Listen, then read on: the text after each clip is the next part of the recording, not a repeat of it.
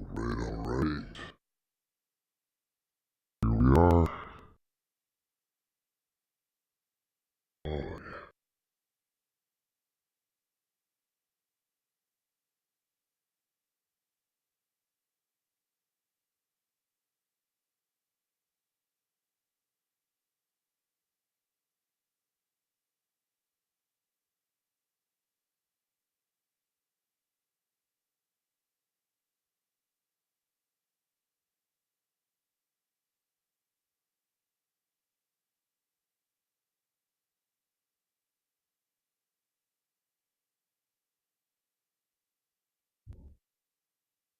Easy.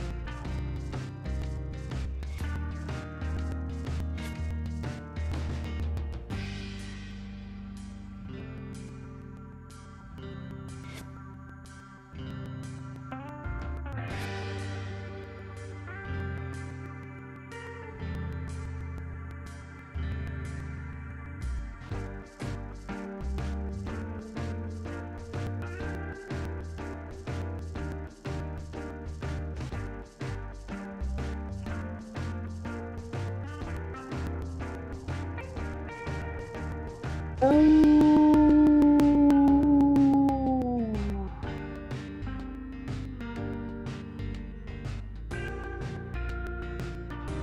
was just gonna let it out.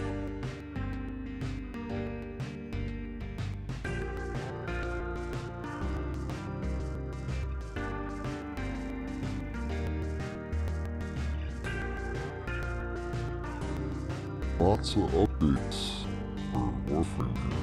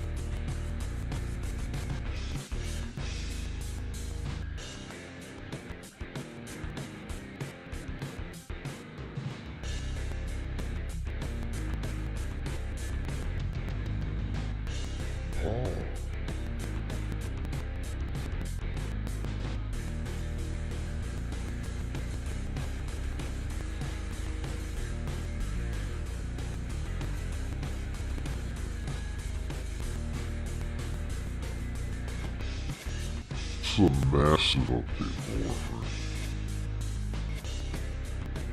Massive update like no other.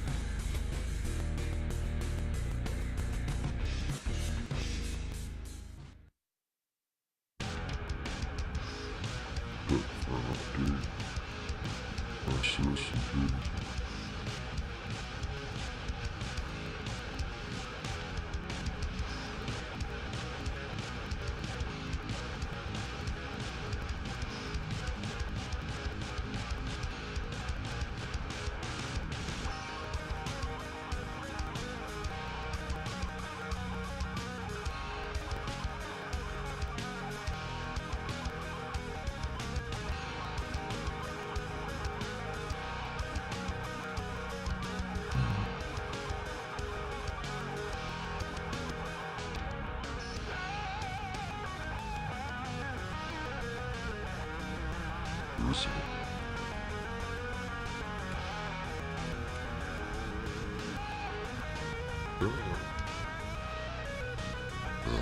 Update. I gotta set all my joysticks and shit.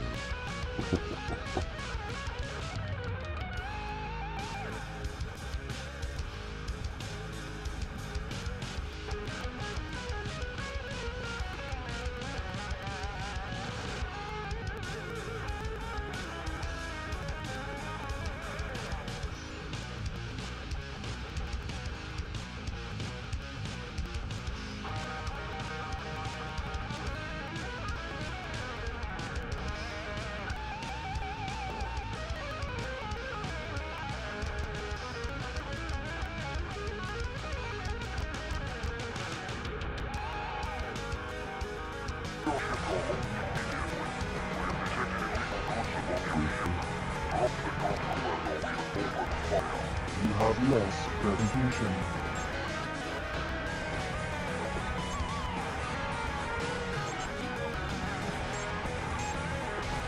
Space in Egypt.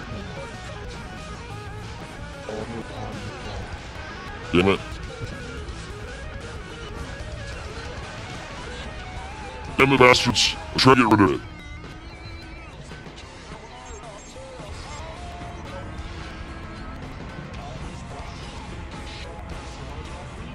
A typical Argon speed.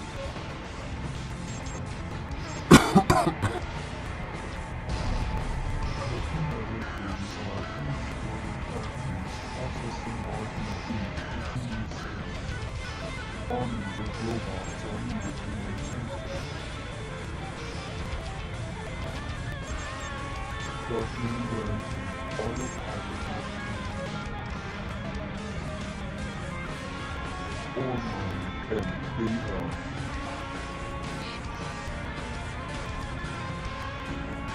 Optimize your install. Speed up mission loading until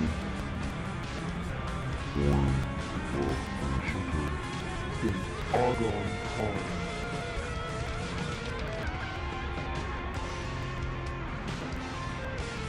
Online and beta. In Argon Hall. High yield production complex. Alpha. Oh. It's a pretty buggy fix for a repatch. Yeah, I heard.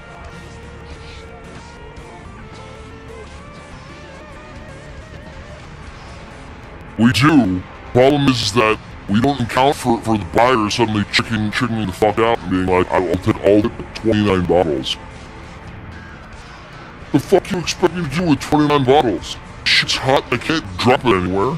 Should've just dropped it to the rest of them. I love Paul. Smuggling booze across the galaxy. You gotta give it to him. Successfully done. On behalf of our President and Senator, the Armed Federation welcomes you aboard. Try this all. gun.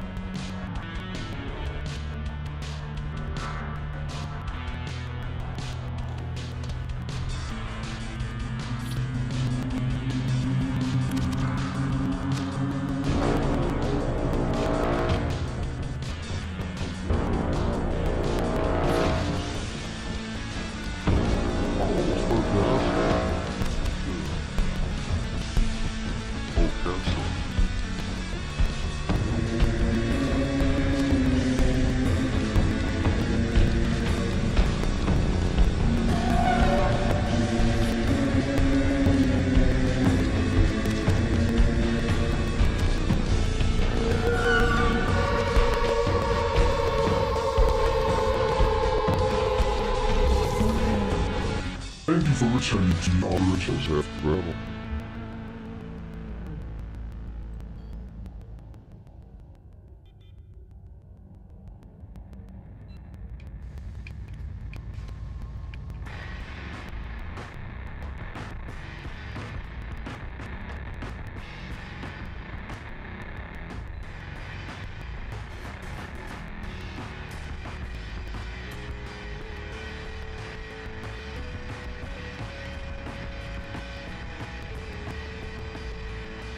Monsters Tutor.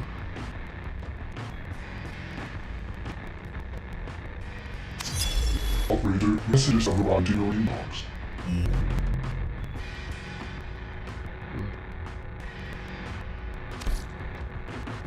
Incendiary groups. Everything's set up here properly.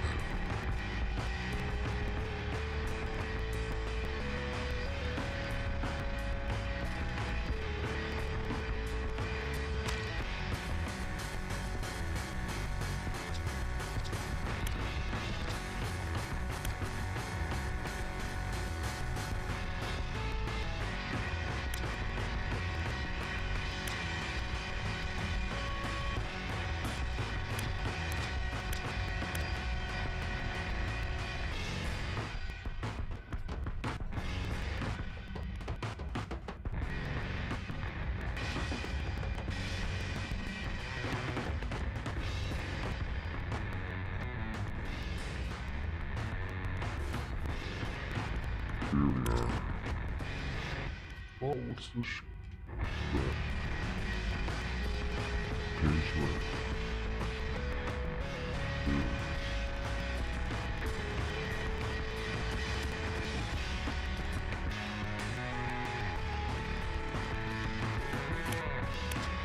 All these have been counting stars, operator. All accounted for.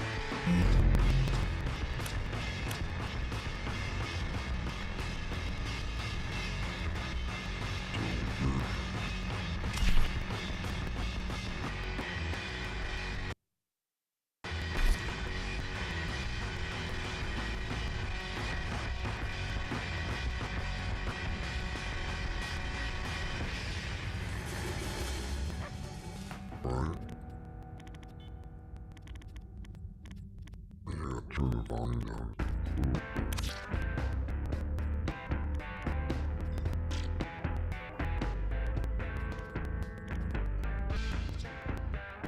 That was right.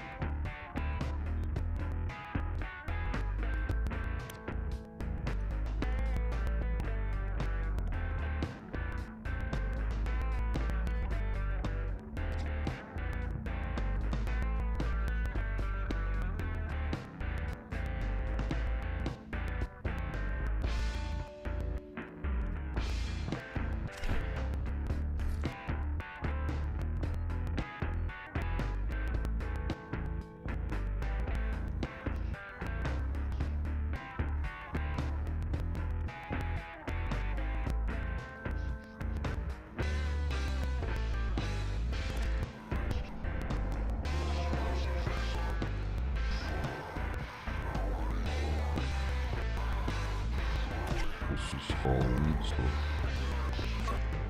Like Halloween. But Wolf doesn't like Halloween.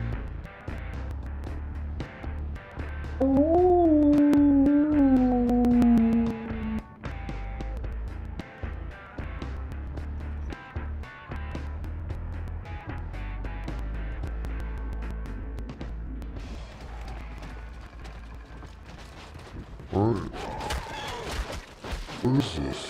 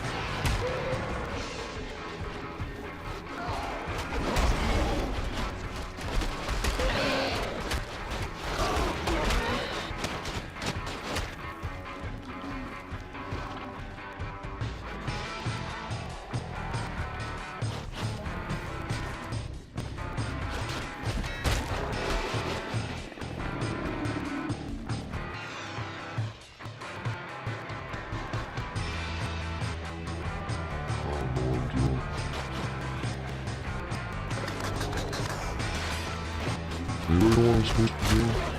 I don't.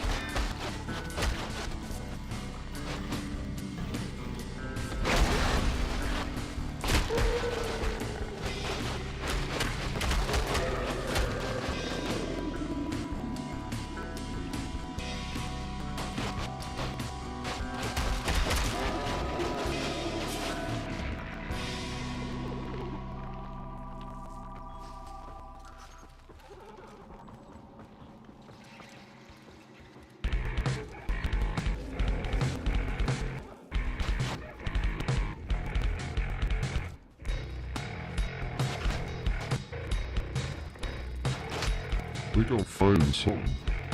Not sure where I'm going.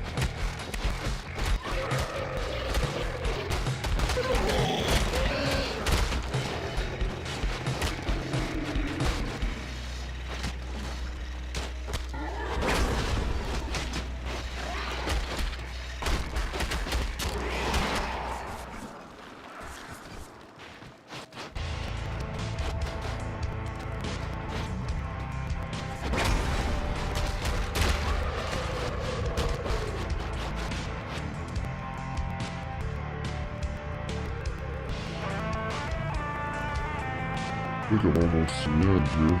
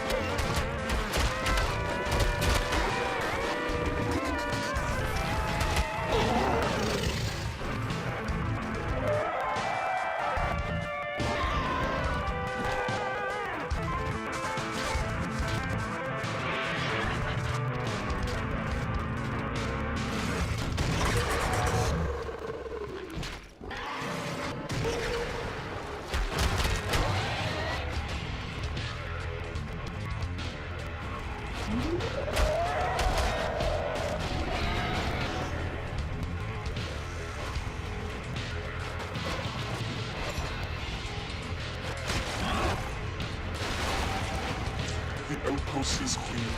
Proceed to extraction.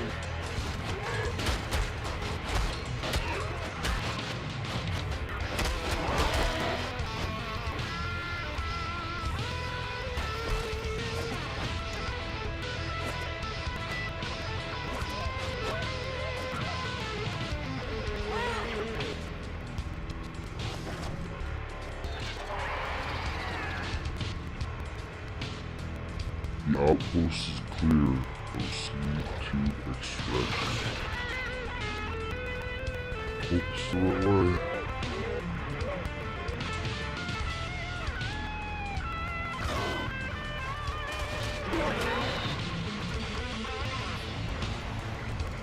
Mission complete. Excellent work, Mission Shadow. complete. Hell yeah. I did something. I did something.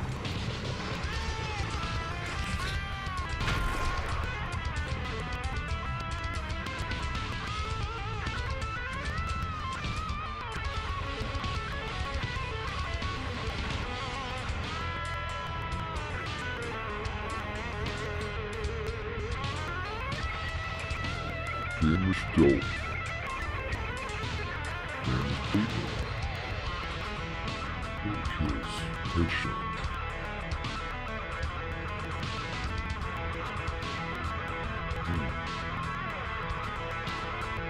Now I'm a hardy. Or Anderson.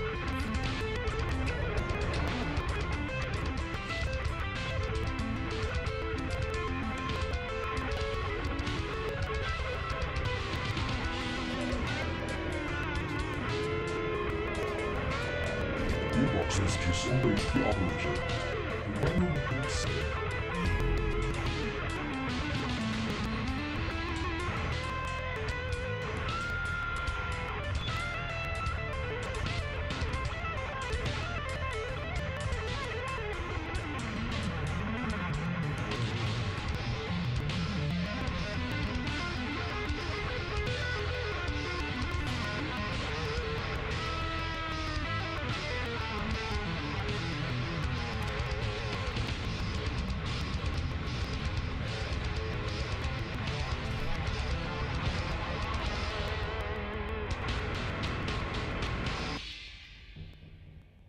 Stand by while I analyze the intelligence profiles of the Mimir. Error, not a number. Did the operator show this racism?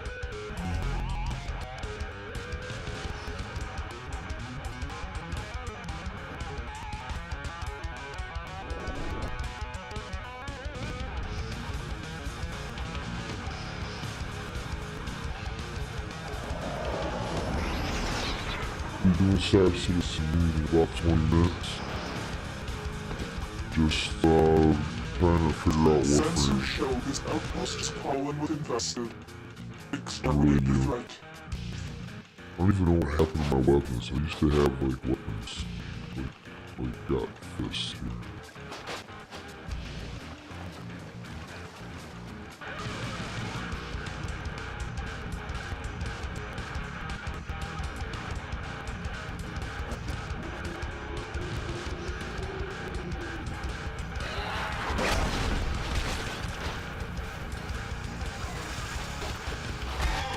I'm still picking up signs of the infested. Keep hunting. Holy crap. I think I went too far out of my realm.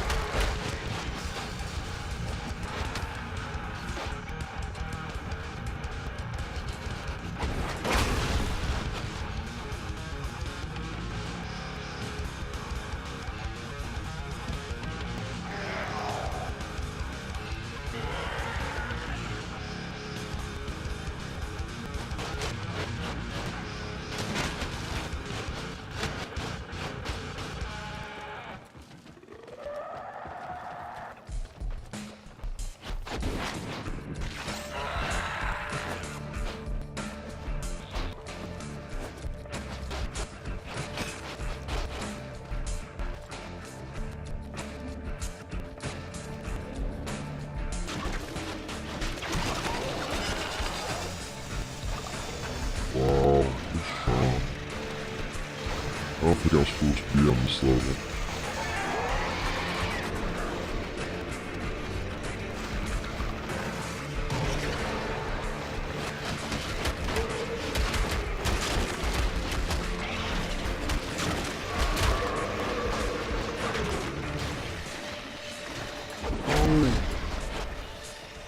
Go.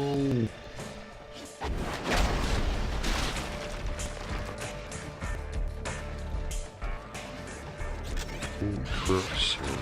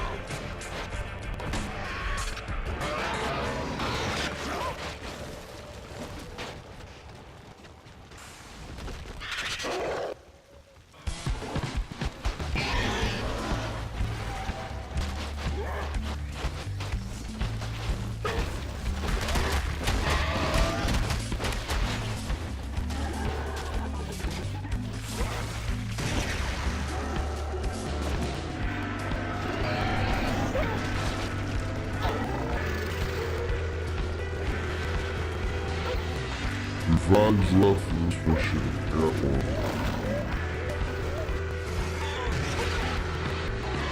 Yeah, I think level 7 and 9 is too hard for me, so.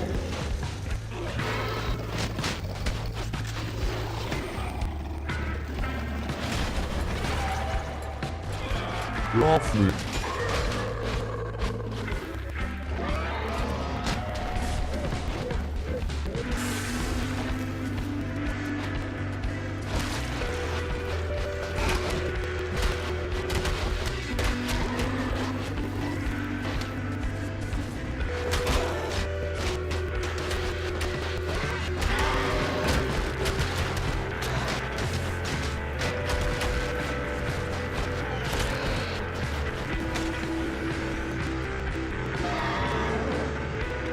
I think that was it. I don't think they're gonna let me back up. Revive.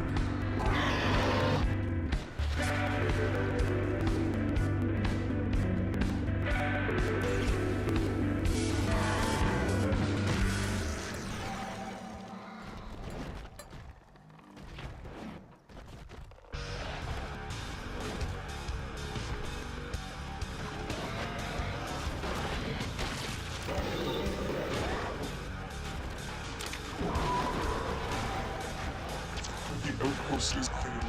Proceed to extraction.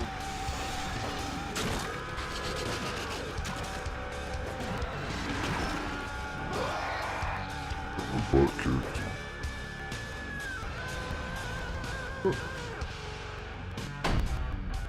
Be doing the news here in about 12 minutes. I'll just be warming up with some Warframe. Here we got a new patch on the PTU. Maybe after the news we'll go check that out, depending on if anybody wants to hang out.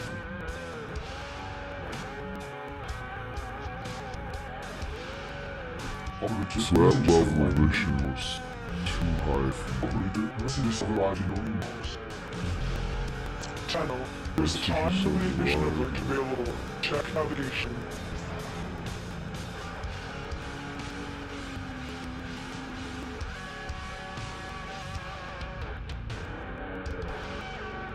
I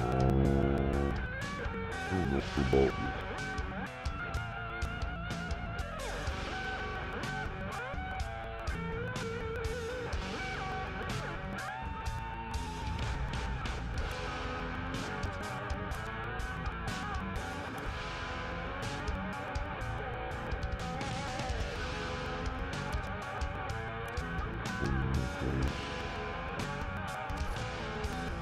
Alright. See.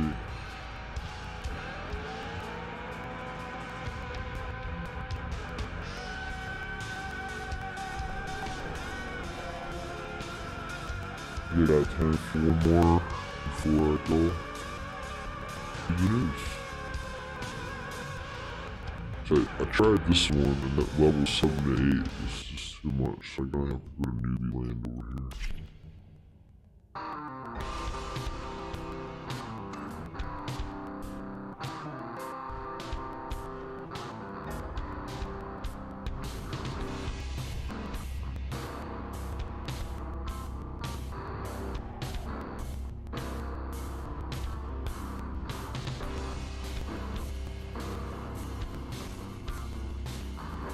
I'm still picking up signs of the infested.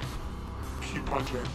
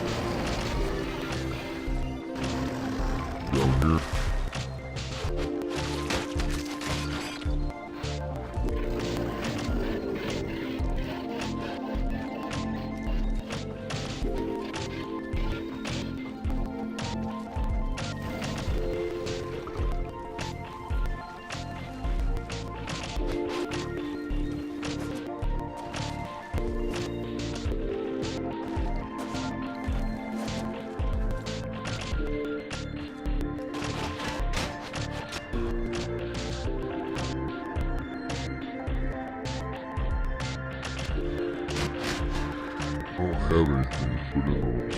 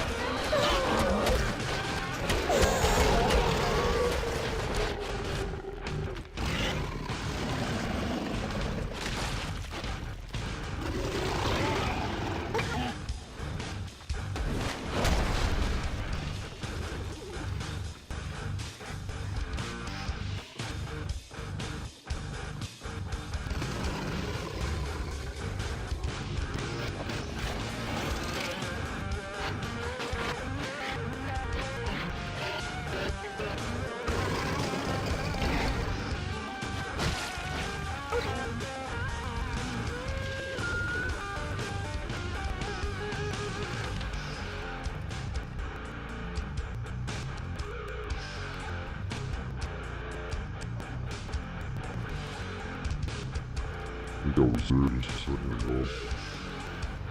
I'm walking around in circles.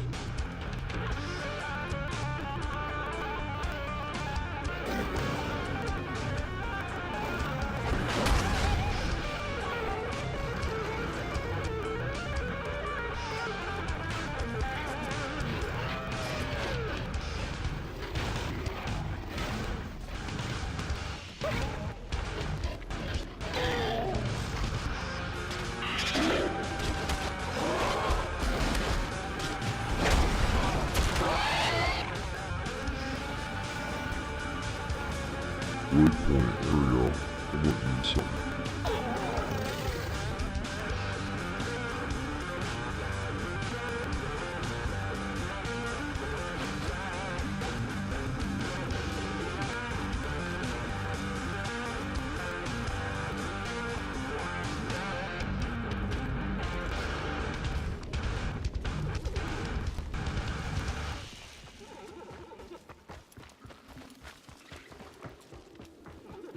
Sure where I'm supposed to go.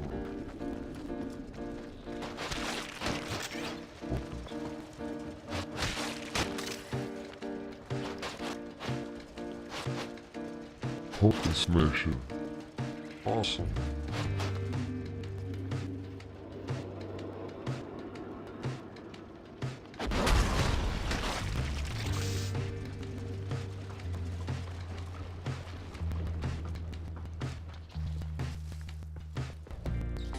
We will be going right into Star Citizen News after this.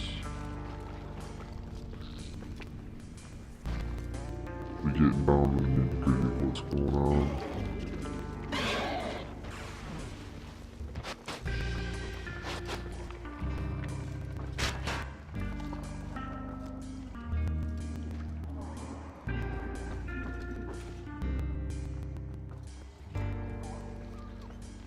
Don't have any power cells. Put in there.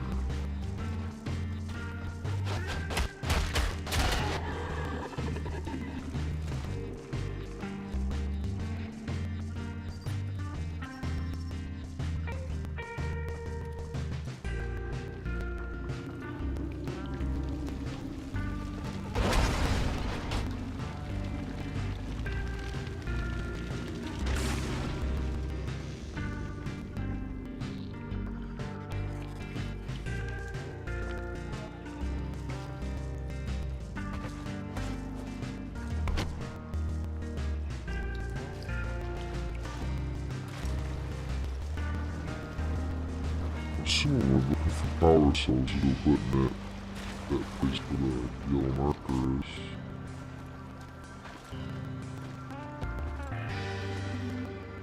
And I can only assume that's got something to do with these pumpkins.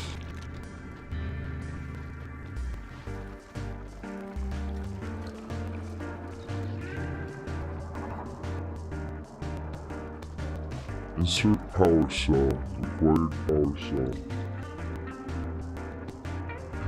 I have it.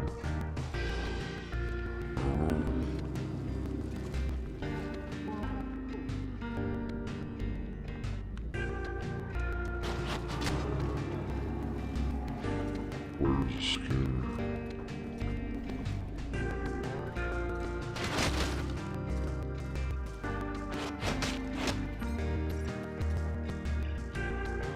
Alright. Time to do this. So let's do this. Work mission. Yes.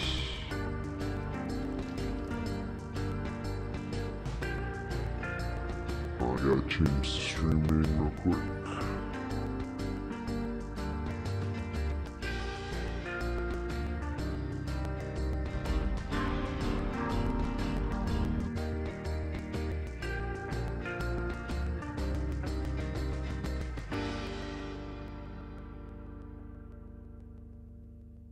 We're leaving the warm-up phase. We're into it.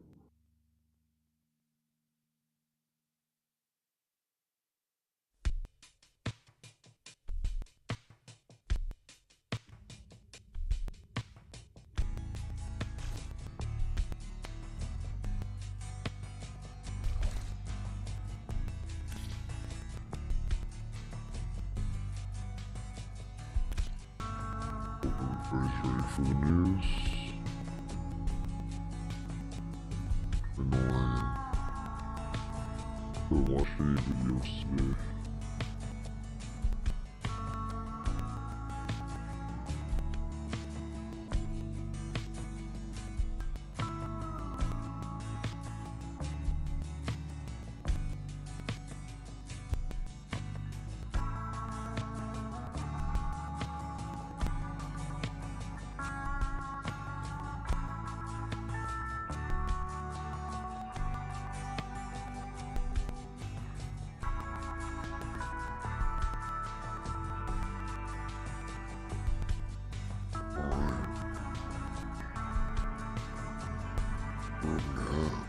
Where we going?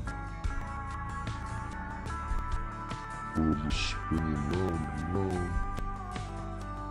Where she stops.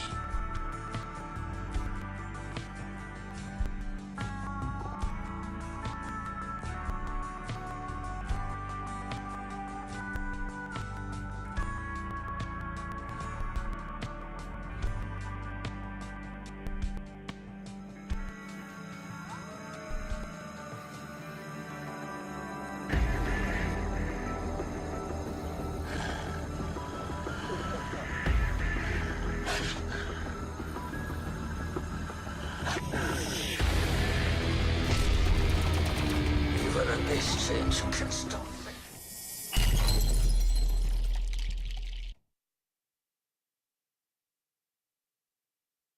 Alrighty. Change the scene here.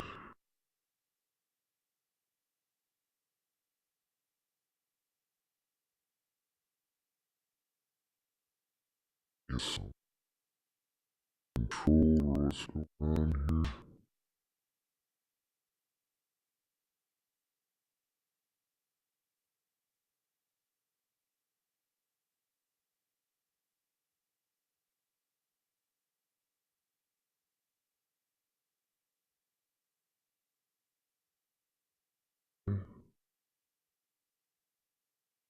Oh. Yeah. Versus the news.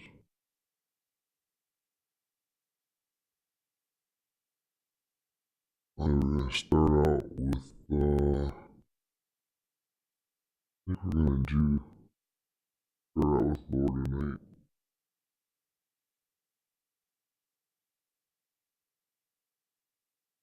Go to the playlist.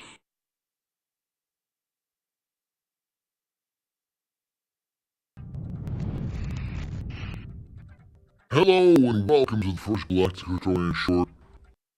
No, I don't want the first.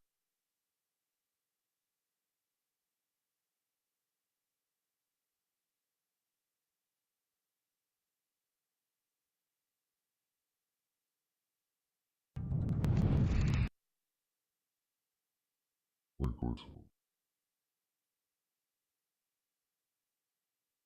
when you put out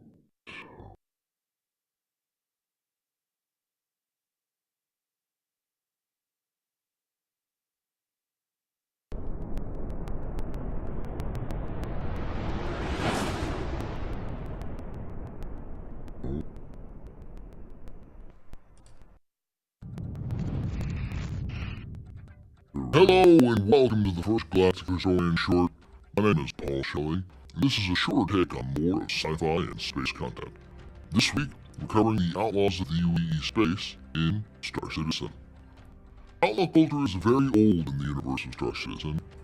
Pirates, smugglers, thieves, slavers, rebels, and outcasts all have been part of humanity's history in space since the early 22nd century.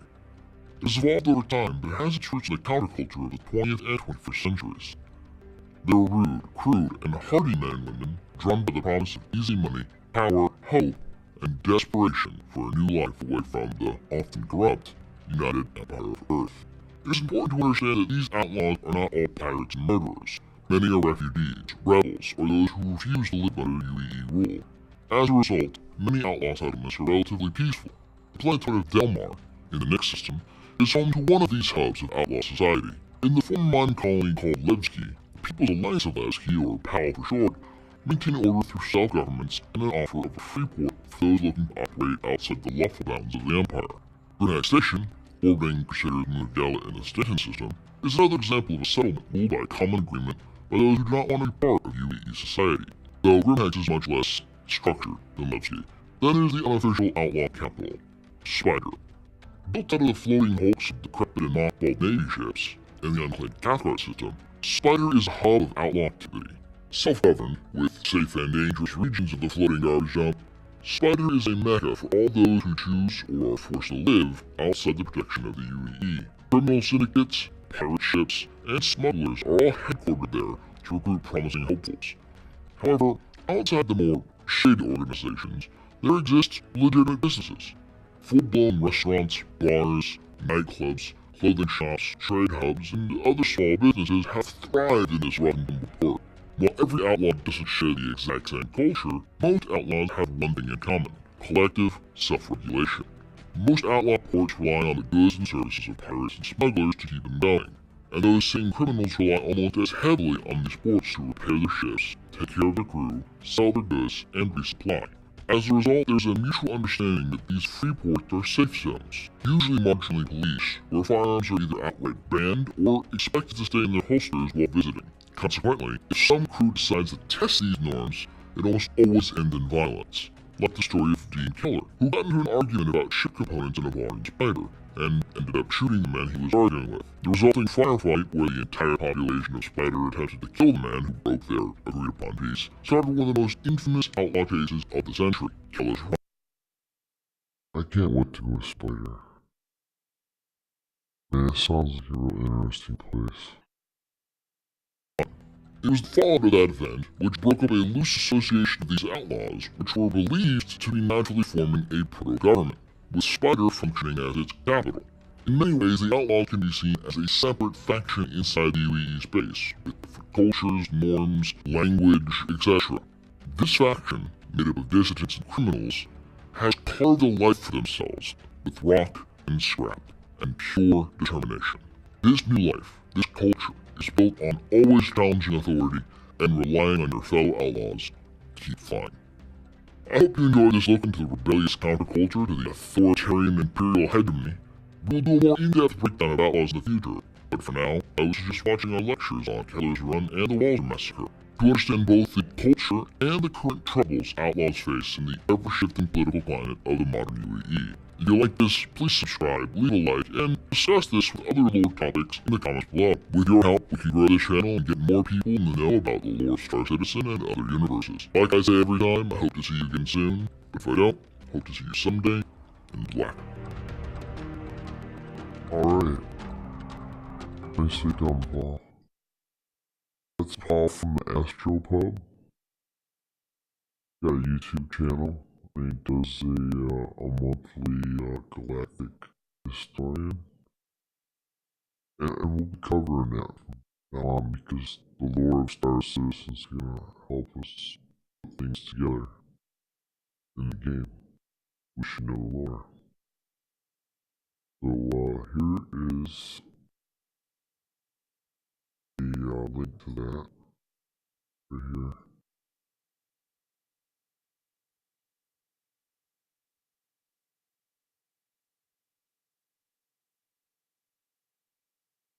And if you appreciate what Paul's doing, give him a like and subscribe on his YouTube channel. Alright, now to get into the news. I covered the lore for the month. We're going to start with the Citizen Gamer.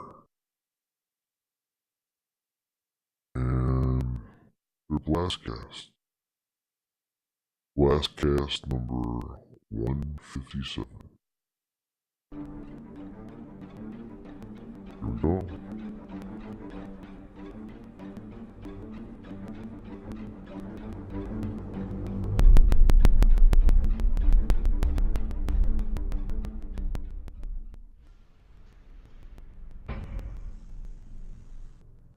Greetings and welcome to the Blastcast. I'm Jarvis, that with me as always is the guy who's concerned about prices, like a dragon. Well, this week there isn't much Star Citizen news. It's the post-Citizen Con wrap down, and there's gonna be like no calling all devs today and things like that. It's just quiet. As I stated last week, basically their Thursday show was the setting up of Citizen Con, doing the Citizen Con, all that stuff. It's pretty traditional year to year. Nothing but Citizen Con, all the time, all the time.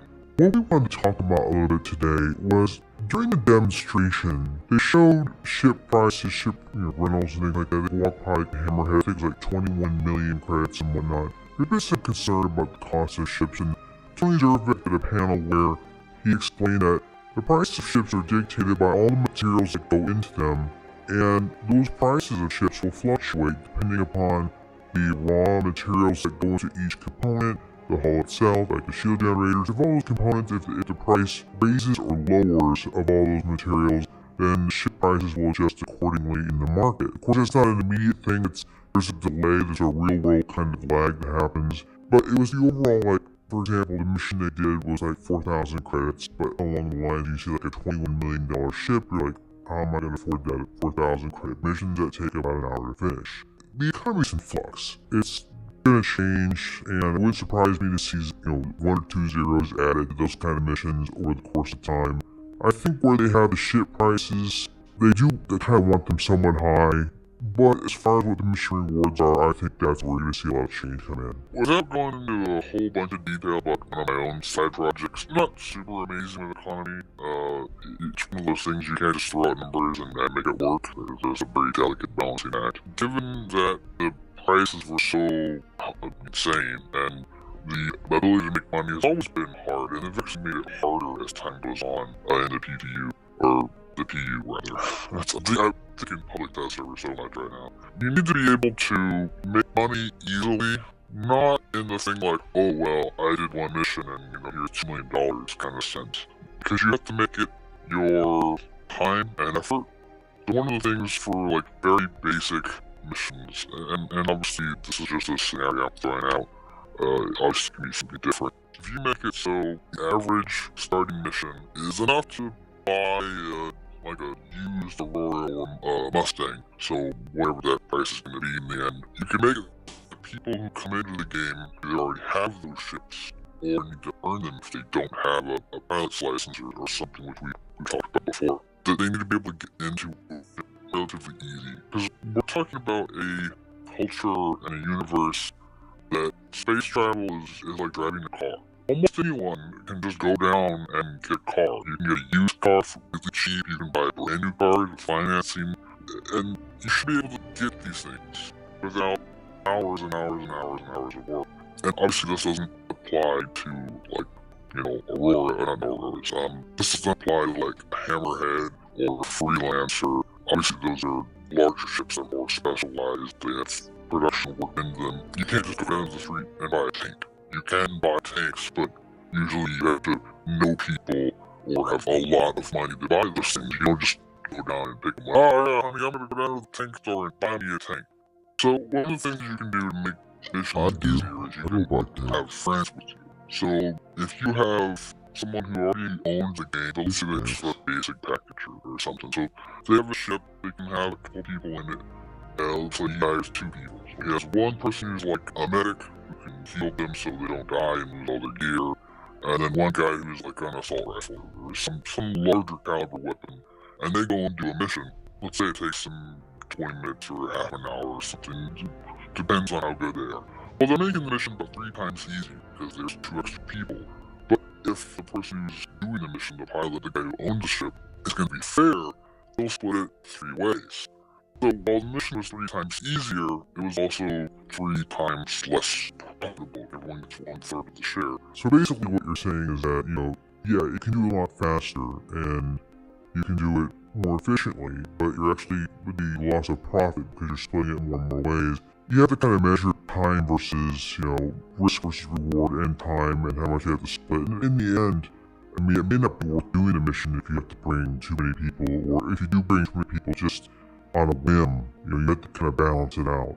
Either way, they talked about how a fully upgraded ship will cost about 3 times as much as the base variant that you'd be getting in the game. So like that $21 million Hammerhead would be obviously like $63 million to fully upgrade it. That's a huge investment inside the game. Now I don't look at Star Citizen kind of the way that Elite Dangerous does. Elite Dangerous is, how should I put it? And when you upgrade your ship, that's not covered with LTI. So if you do upgrade your ship, you're at risk of losing everything you put on that ship. Because when you reclaim your ship, you're going to get back what you started with, which is the basic hull, the basic weapons. So, yeah, you upgrade your ship, you're at risk of taking a loss. Put this, since you're basically the ship, you have a little avatar character, but you can't get out, you can't walk around, there's no planets to explore on foot. Everything's done inside of a vehicle, or what the vehicle can do, and it's a lot more limited in that regard. So the whole goal of Elite Dangerous basically is your ships and your equipment that's on those ships. In Star Citizen, that's not such the case. I mean, you could really just play the game with one ship. You could say, you know what, I want a 350R, and that's all I want. And you could play forever with that. Just have a fully upgraded and, modified and tuned up 350R, and be really good with it, and be completely happy doing little cargo runs and joining your friends for larger scale ship adventures. Like, hey, I'll jump inside, your Idris and I'll help you out there, or whatever. So Star Citizen isn't limited to the concept of bigger, badder, better ship constantly. You really can find what you want to do out of it with just owning that one ship and that one ship alone. Ships in Star Citizen are more about roles, what they can do, what they bring to the table, what they're for, as opposed to an avatar. So in some regards, I can understand this exclusivity as far as the prices go, because, well, things are expensive in the real world too. If you wanted to buy an aircraft carrier in the real world, I'm pretty sure that you couldn't do it working at your local 7-Eleven. I guess one thing that, as opposed to the real world, is in Star Citizen, you're kind of more of a mercenary or a contractor. Contractors tend to make more money, though they have other things to deal with. In Star Citizen, not be death as opposed to taxes in the real world. Maybe both. That's a real possibility. If you're working up to the point where you're just doing cargo, you're getting a bigger ship and you're making more money, or you're just doing mining, and there's a small mining ship in the ship back that you have to work up to get into, like working on a mining ship like an Orion or even Prospector, working with different one ship. And you work yourself up to the point where, okay, now I don't need any help, or maybe the only help I need is like an escort ship to make sure, like, this is a dangerous area, I'm gonna hire a couple fighters to escort me or something. Now, they did talk about the ship rental system. Now, I hope they take it one step farther and they have a loan system where you can get a bank note or a bank loan, and once you have enough base default capital that they can, you can basically put against it. So, if you have saved up money, you've been using the Prospector, and you've built up a significant cash, and you have a good reputation that you can go ahead and take out a loan, basically the bank takes a percentage of your profits consistently until the ship is paid off, of course at a slight increase in cost. So I would like to see them do something like a loan system, because not many of us are going to go out there and buy like a new car or house in cash. I mean, we have mortgages and things like that. So since they want to have these kind of real world economies, if you want to buy that $21 million Hammerhead, and you know that's something that you're going to be able to use as an escort for, cargo and shipping fleets, and you've already, know the people who need that kind of defense, and you'll have consistent, steady work, then that might be something that's worth exploring. I think it needs to go a bit further than just ship rentals. It needs to go into the idea of loans. Also, I'd like to see them get a stock market in a game down the road. I think they already be developing that. But for those people who are keen or very good with those kind of things, that's a very good way to make a massive amount of money to get whatever you want by playing that risky endeavor. I don't know if it's something that I'd want to do. I've never really dabbled in it, but I might, since I have pretty much all the ships open anyway. And so the bottom line is, what are your thoughts on the economy? What did you think about the prices of the ships that you saw in the presentation? Does it concern you? Are you worried about the cost of upgrades? Are you worried about the rate of money coming in for missions and the recurrent rewards, and if you'd like to see them scaled up, by how much? It's one of those things that, I remember them talking about they made a board game a while ago with the economy, trying to simulate it. A board game, by the way, which I would actually love them to sell sometime, if they flesh it out as an actual star system of board games. That'd be kind of fun. There's a lot of variables and factors that I think they're not going to be aware of, or they're not going to be able to adjust for until the game gets to much closer to live release. Obviously, Squadron 42, the economy isn't really going to be an issue. You're not dealing with that. You're a soldier. Everything can be given out to your requisitions and whatnot. You're not going to have to deal with money. So the persistent universe is going to be a lot more complex in that area. I think the best thing we can do is just give them feedback on it, and there's going to be a lot of guys out there that crunch the numbers. They're going to say, hey, I made this much money in this much time. This would cost me, and I actually end up losing money every time I do a mission or something. They're going to point that out. So I think that the economy could be just as delicate a balance as a flight model because of all the factors that go into it. So on that note, later on this week, we are going to be taking a little bit of a break from ARM. I'm just trying to split ARM out every other week. I'm going to be doing a one-off called Fight and Rage with Lightning Dragon watching me get my ass kicked. Before that point in time, I'm going to be starting a short 3-video series of Landinar Into the Void. There was a request from a subscriber. I do 2 videos of initial impressions and kind of a follow-through after I played it a lot more, giving you my, I can't say final thoughts, it's in development, but the thoughts as the way the game stands currently. Alright everyone, well thanks for watching this week's Blastcast. If you caught a little bit of digitization on Lightning sides, because he's having internet connection today, and we do apologize, but hey, the internet is what the internet is. I blame TeamSpeak. I do. I blame everything but you. Can't ever blame you. Don't blame Lightning. Alright guys, well, we will catch you on the next one. Bye-bye. Alright. That was, Citizen Gamer. I'll link the video here for you guys. Please give them a like and a follow. I do deliver us news every week with their Blastcast. That was number 157.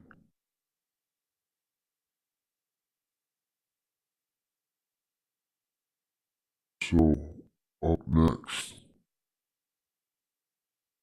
let's check out Will the Daily Gamer and see what he's got.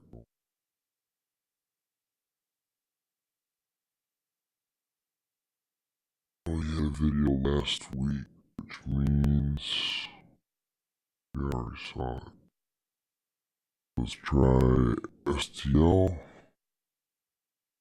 3 hours ago, fresh, hot off the press. I'll put this link right here for STL Youngblood. Video we're about to watch. And here we go. STL.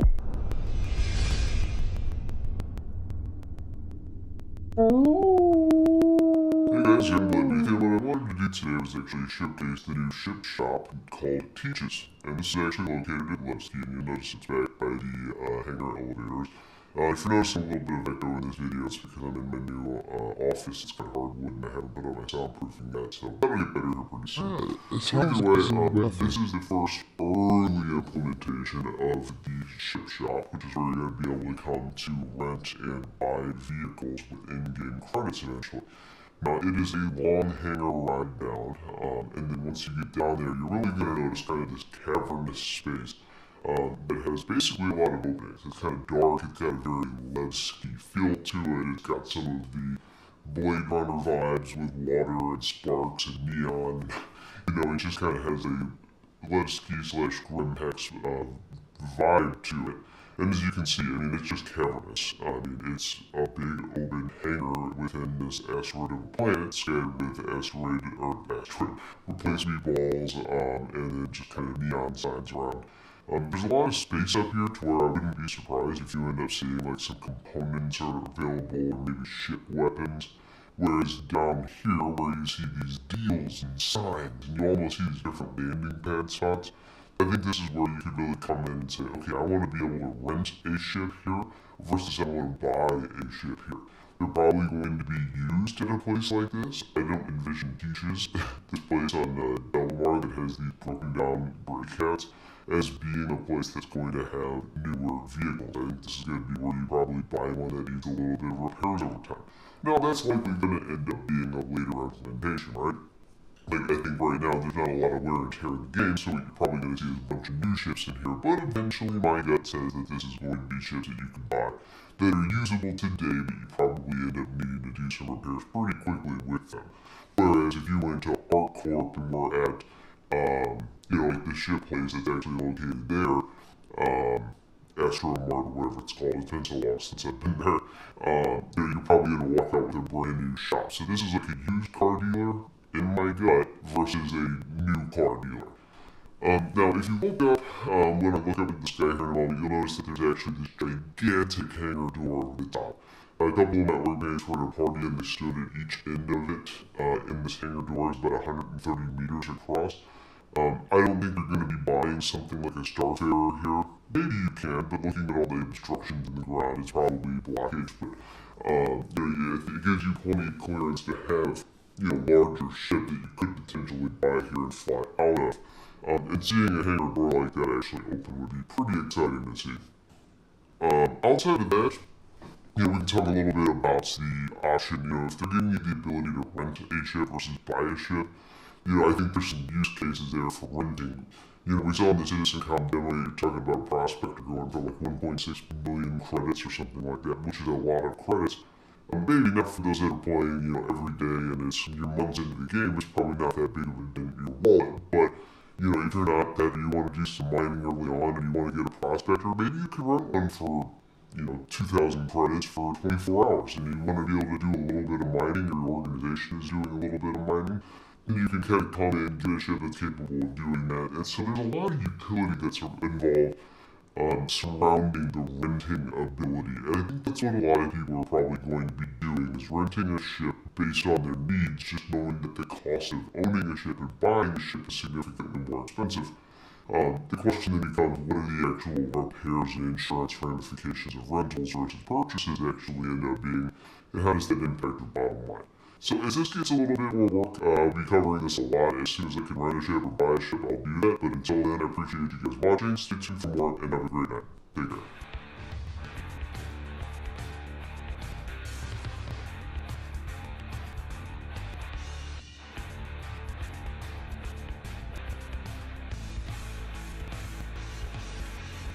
STL. Alright. Now we're gonna go into graphical events. Alright, so lately of course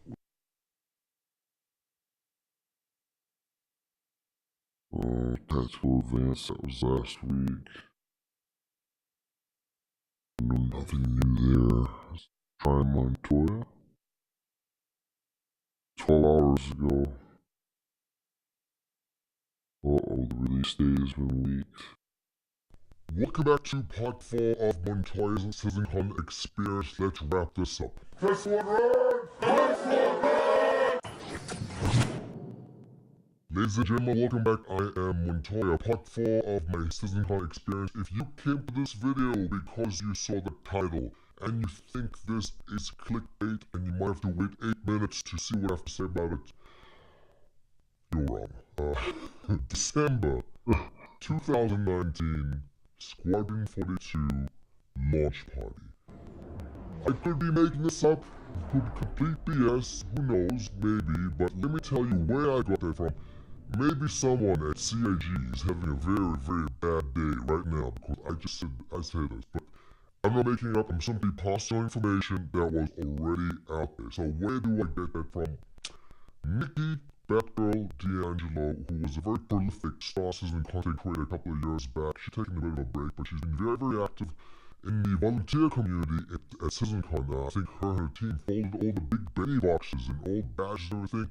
Her and her team did that, so good work, Nikki. Now, part of her job was to escort Sandy Gardner from A to B and protect her from fat, overweight neckbeards who just want to sniff her hair. By the way, Sandy's hair smells like strawberries. On one of these trips that they went on, Sandy was stopped by a fan, and the fan asked, "When's the event next year?" To which Sandy responded, "Oh, 1 October, December." And then she elaborated and said, "Oh, SeasonCon is always around October the 10th, but then is the event in December." And Batgirl stopped her and said, "Are you supposed to say, well, yeah, watch the video."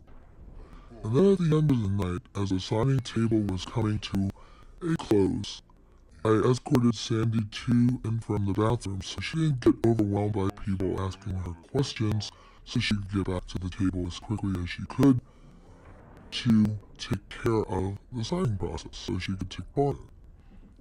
We were interrupted by a wonderful backer that asked a question about when SeasonCon was going to be next year. And of course she answered the only way she could. Well, it was going to be right around the same time because they try to do it around the 10th of October every year. And then she said, but there'll be 2 events next year. One in October for SeasonCon and one in December. Alright, that is directed from Nikki Batgirl D'Angelo. Will she make this stuff up? I don't think so. I think she's being very honest about it. Is it possible that Sandy slipped up? I think yes. Running around wartime, Spartacus might slip. And listen, it makes sense. We are getting the roadmap for Squadron 42, which is supposed to be coming out in December. It is very possible. Just because, let's say it's not a lie, let's just say that it is planned for December, things could change. But the last piece of the puzzle, which was container streaming, which was needed to make Squadron 42 possible, has been completed and it's being refined right before our eyes in the PTU right now. So it's very possible that they could meet their goal of December if they're not lying and December really is the launch goal. This is like groundbreaking news right here.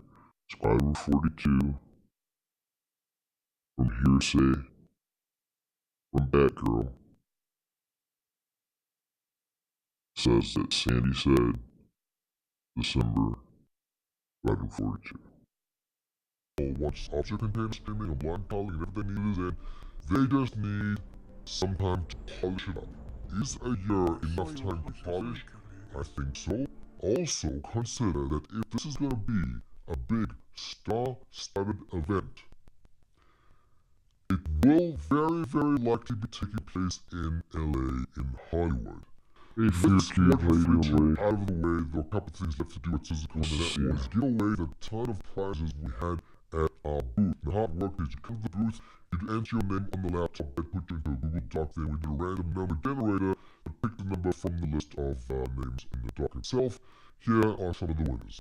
Ladies and gentlemen, thank you for your attention. We are giving away not 1, not 2, but not 3 prizes either. We are giving away 5 different prizes. The first prize is the soul.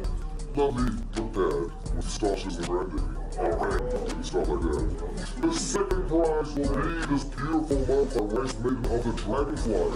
The third prize, even better than the second one, will be the exact same model. On this side of the table. The fourth prize is a Mercury star, courtesy of this.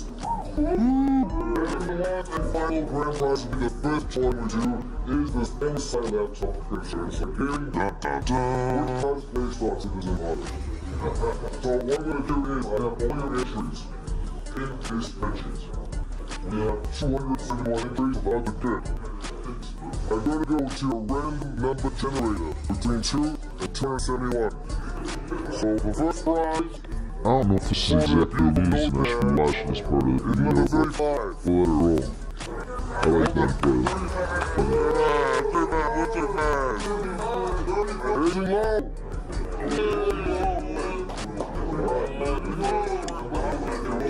The second prize will get a chick dragonfly, courtesy of Voice Maiden. The winner is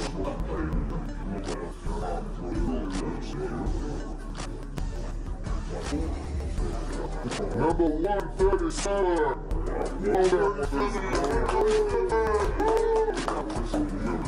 Jay the Brown. Come get the prize. Third prize again. Beautiful dragonfly. Other than the first one. Number 232. Paradigm! Alright, now, Mercury Star, which is not displayed anywhere, but you all know what to play, right? The Mercury Star on that is going to number 226. 226 is STEM_Citizen, the final laptop. Number 5. Good luck to everyone. Grand prize of the MSI laptop is none other than number 157. 157. And you are Monster 2D.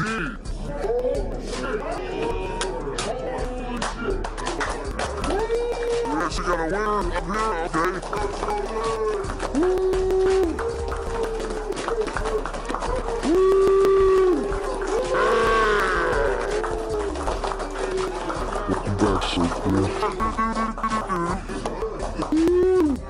It was so great that Monster 2D actually won the big prize. That MSI laptop was hot. 1060, 16 gigs of RAM, 256 SSD.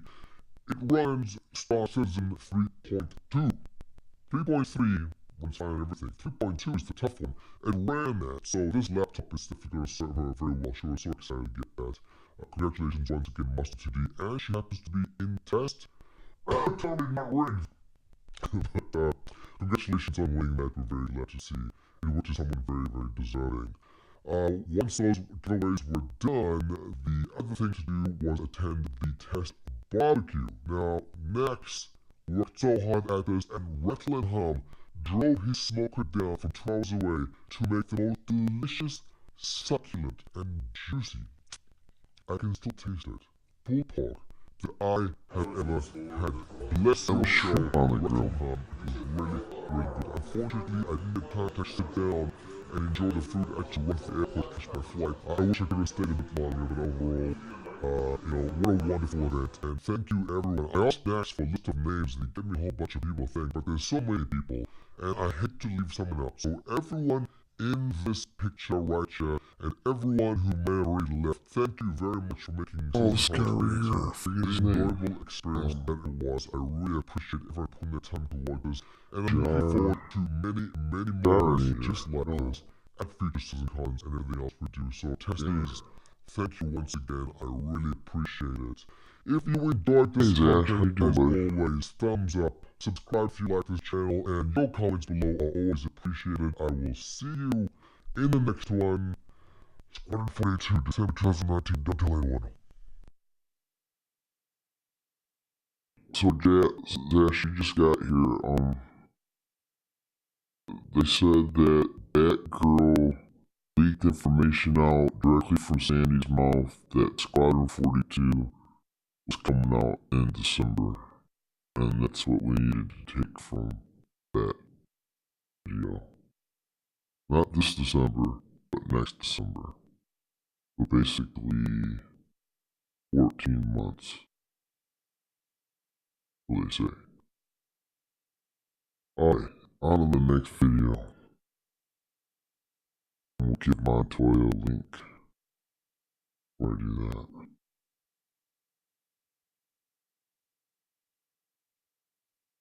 For all my pesties out there.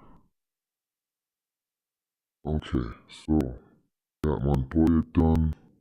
Moving on to Minion Soldier. Find out what the pirate has to say.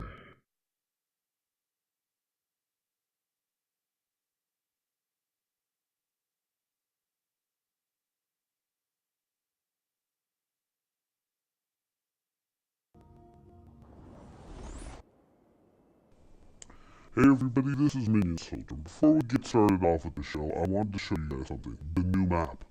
This is the new map that is in the current version, fingers crossed, because who knows, of 3.3. And it is fantastic. And I know that privately, I have made some comments in regards to the map feature. I'm pretty sure I might have made them in a recent episode, though I might have cut that portion out for length. I want to say that in this instance, because I was saying, oh man, just give me a 2D map with some drop-down menus, you know, please. I was wrong. This version of the new map works beautifully. It is so fluid, and I guess with the high frame rates as well, so much easier to use than the previous version.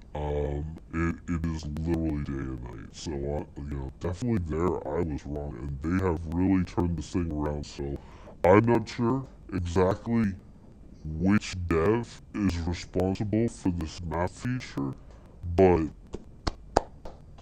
bravo, sir, or madam, bravo. Anyways, on with the show.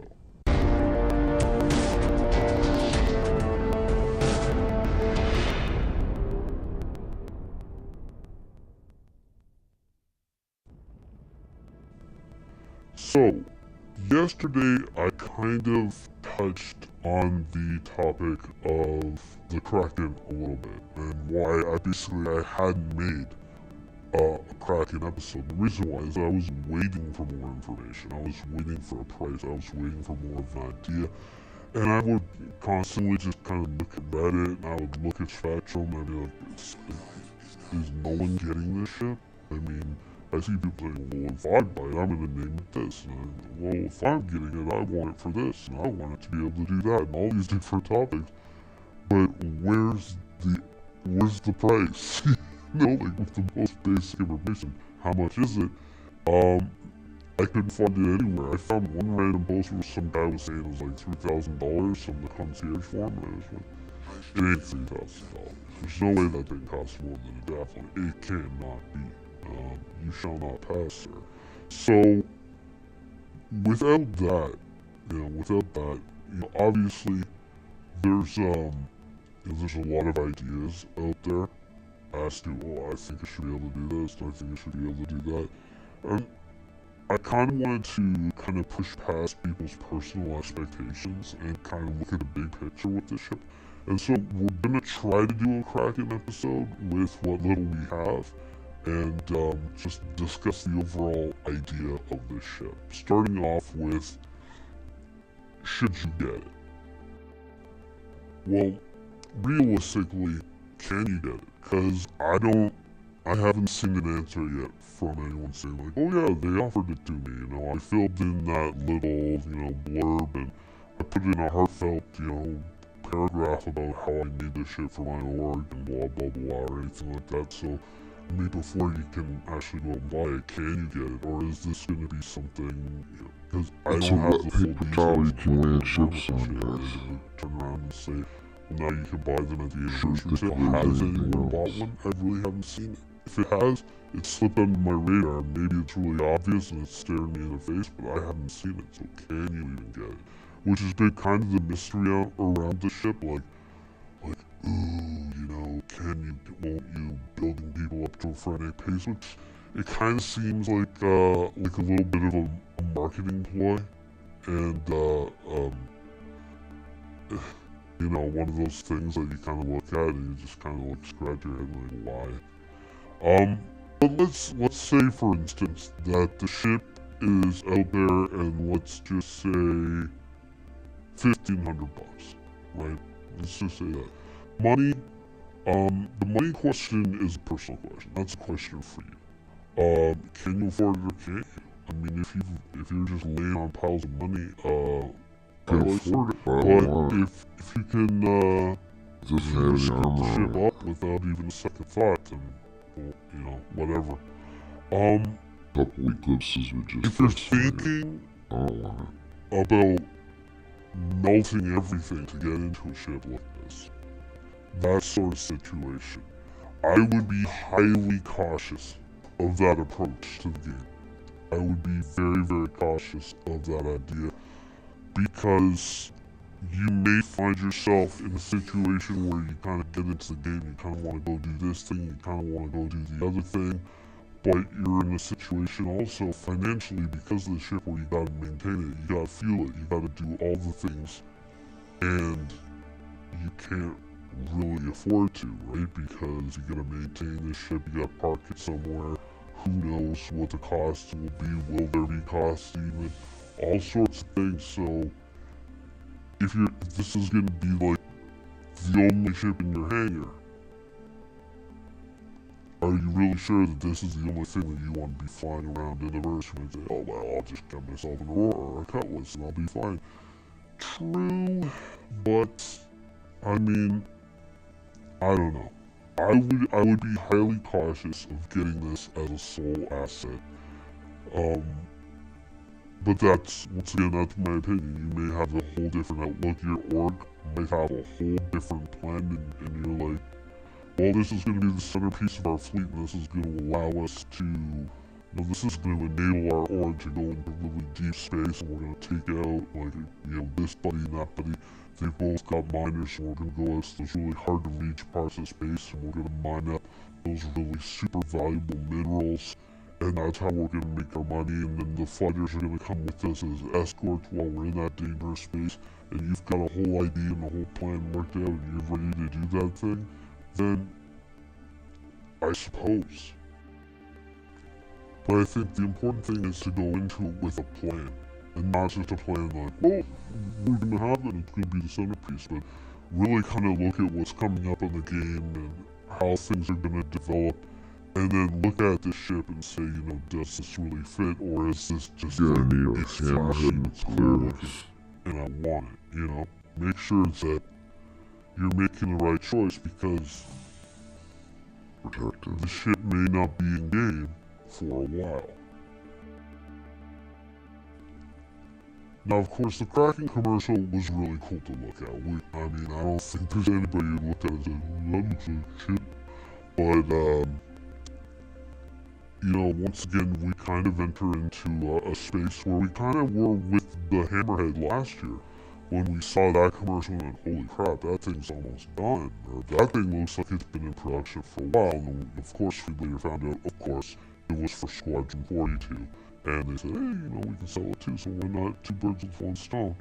And the Kraken kind of feels like it's in the same boat. Does that mean that, oh my god, Kraken, this time next year, flyable? I don't know about that. I mean, there's a part of me that's like, oh, that'd be cool. But there's another part of me that's like, I really don't know about that. Because, I think that we're all sophisticated enough to know when they're kind of piecing things together and just making them work for the commercial and versus something being utterly flyable. I mean, we saw the evolution of the Hammerhead, at least the interior. Through many episodes of ship updates that showed those videos, and so it was clear that while they had this working kind of exterior model of the Kraken, this was not, of the Hammerhead, this was not anywhere near a flyable ship. And I think the very same is true of the Kraken. I mean, sure, we saw that in the commercial, we saw it in the Persistent Universe demo, but how much of this is really fully working versus how much of this is just, pre-rendered, animated, the mesh that they use to create all the art. Is this anywhere remotely close to being a finished ship? I don't think so. I would feel that chances are a year at the very best, which is highly unlikely, to 2 years before you would ever see this ship. Though, I mean, if it was indeed much further along than we were led to believe, I wouldn't be overly disappointed by the idea, because obviously this is a ship that kind of enables gameplay.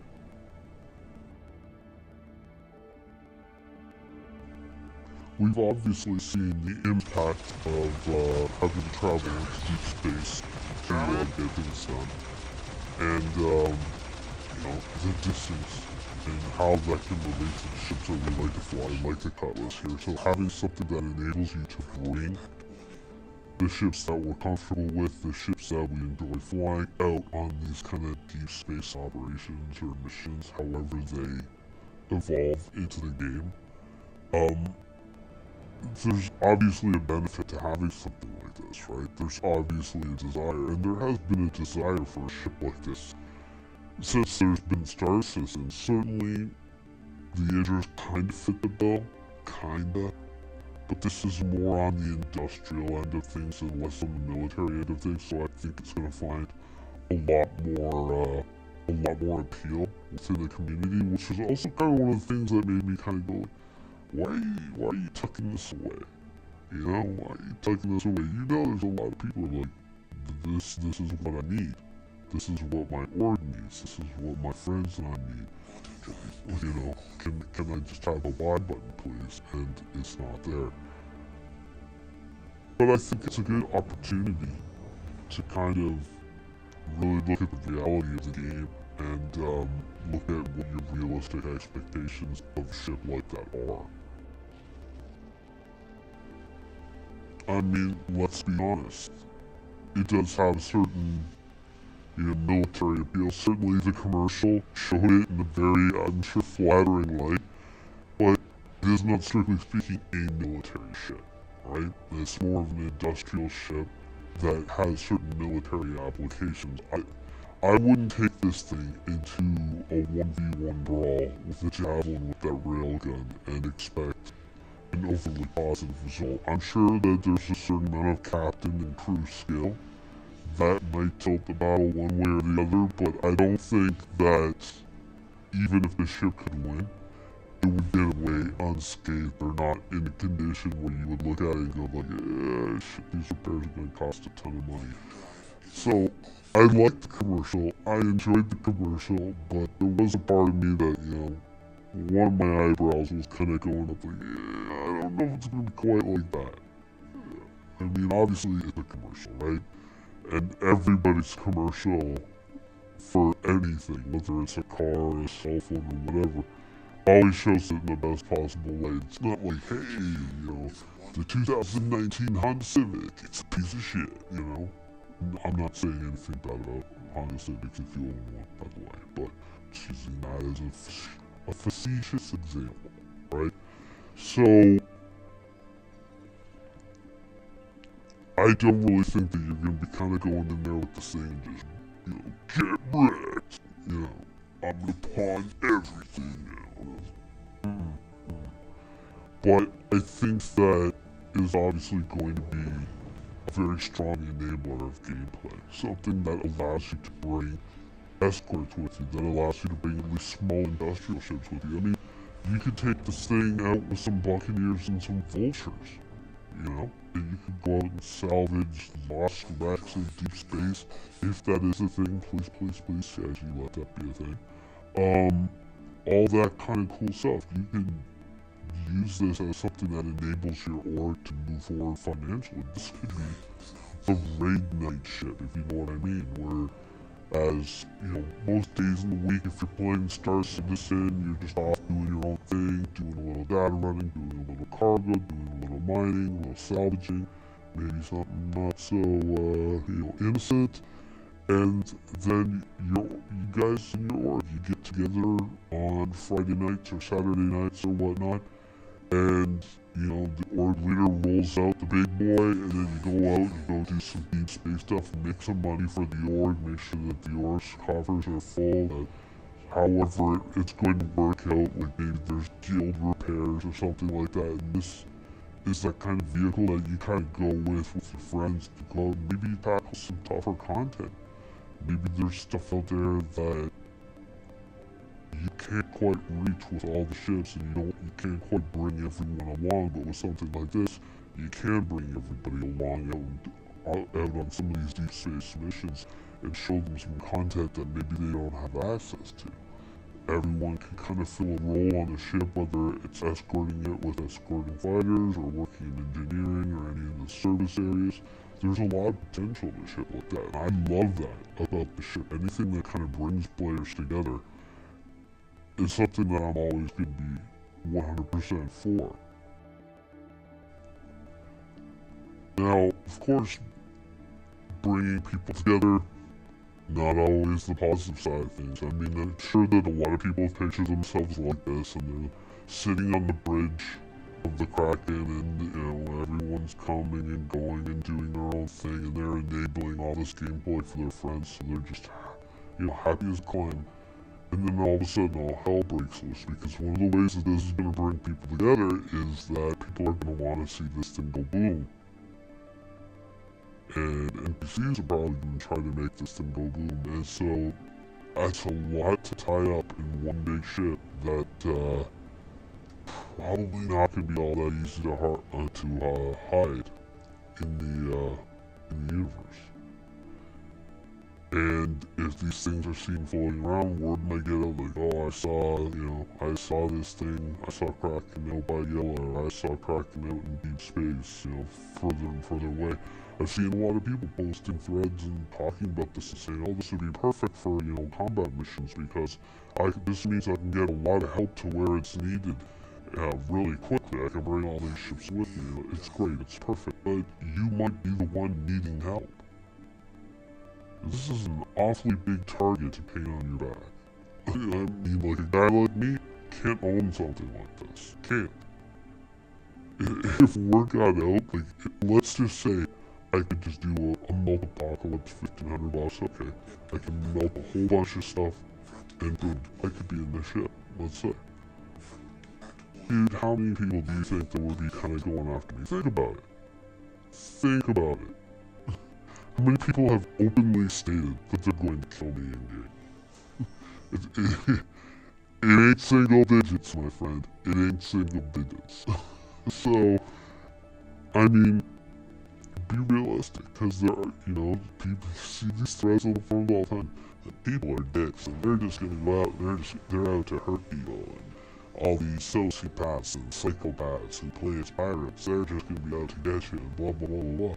And they're gonna be out to get you because that ship is probably worth a shit ton of credits. And even if it's just scrap metal at the end of it, it's probably gonna be worth quite a lot of bank. So, it may seem like, oh yeah, I can carry a couple of cutlasses, and you can support like 4 fighters, and carry another one internally, and plus space bugs. So yeah, that might seem like a lot, but against a determined foe, an organized foe, it's not that much. Not that much. I mean, a few Polaris coming in with those capital torpedoes. Yikers. That could be really dangerous. So just picture it in the ultra positive light. Think about, not just sitting on the bridge of your ship and being like, I am the master of my domain, but realizing that, once you sit in that big chair, that's a dangerous place to sit. Kind of like the Iron Throne. It's a dangerous place to sit. The Kraken really is a ship that you need to go into with a plan. Like a real plan. We're talking spreadsheets and risk assessments and research and all kinds of things. You can't really show Grimhex and start doing missions for Rudo in this thing. He's gonna be like, look, dude, I need one body disposed of. Not an entire morgue's worth. What are you doing? Why are you drawing all this attention to me? Get out of here with that thing. You have to network with people with a ship like this. You can't be like, well, I'm just gonna have an NPC crew. I don't know about that. That to me would be very risky to do, because there's going to be a lot of things going on a ship like this, and you can't just kind of go like, well, let's automate it with NPCs and fingers crossed. I don't think that that's the best idea. You're gonna want to be part of a pretty strong org, a pretty big org, if you've got something like this, and you're gonna have to hit the ground running with a game plan with a ship like this. Be real. If you're gonna get it, have a real plan. Anyways, those are my thoughts on the Kraken. I hope you guys enjoyed the show, and have a great weekend.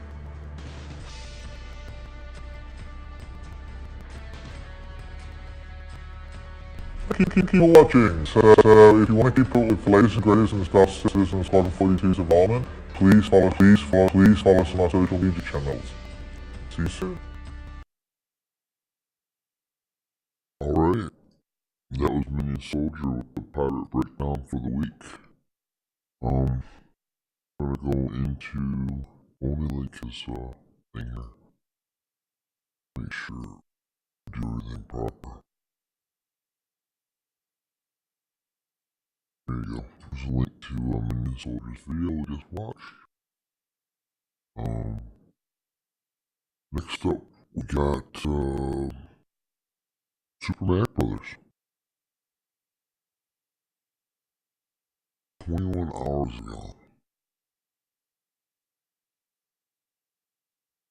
He's gonna make fun of the facial stuff. On my Citizen Common series,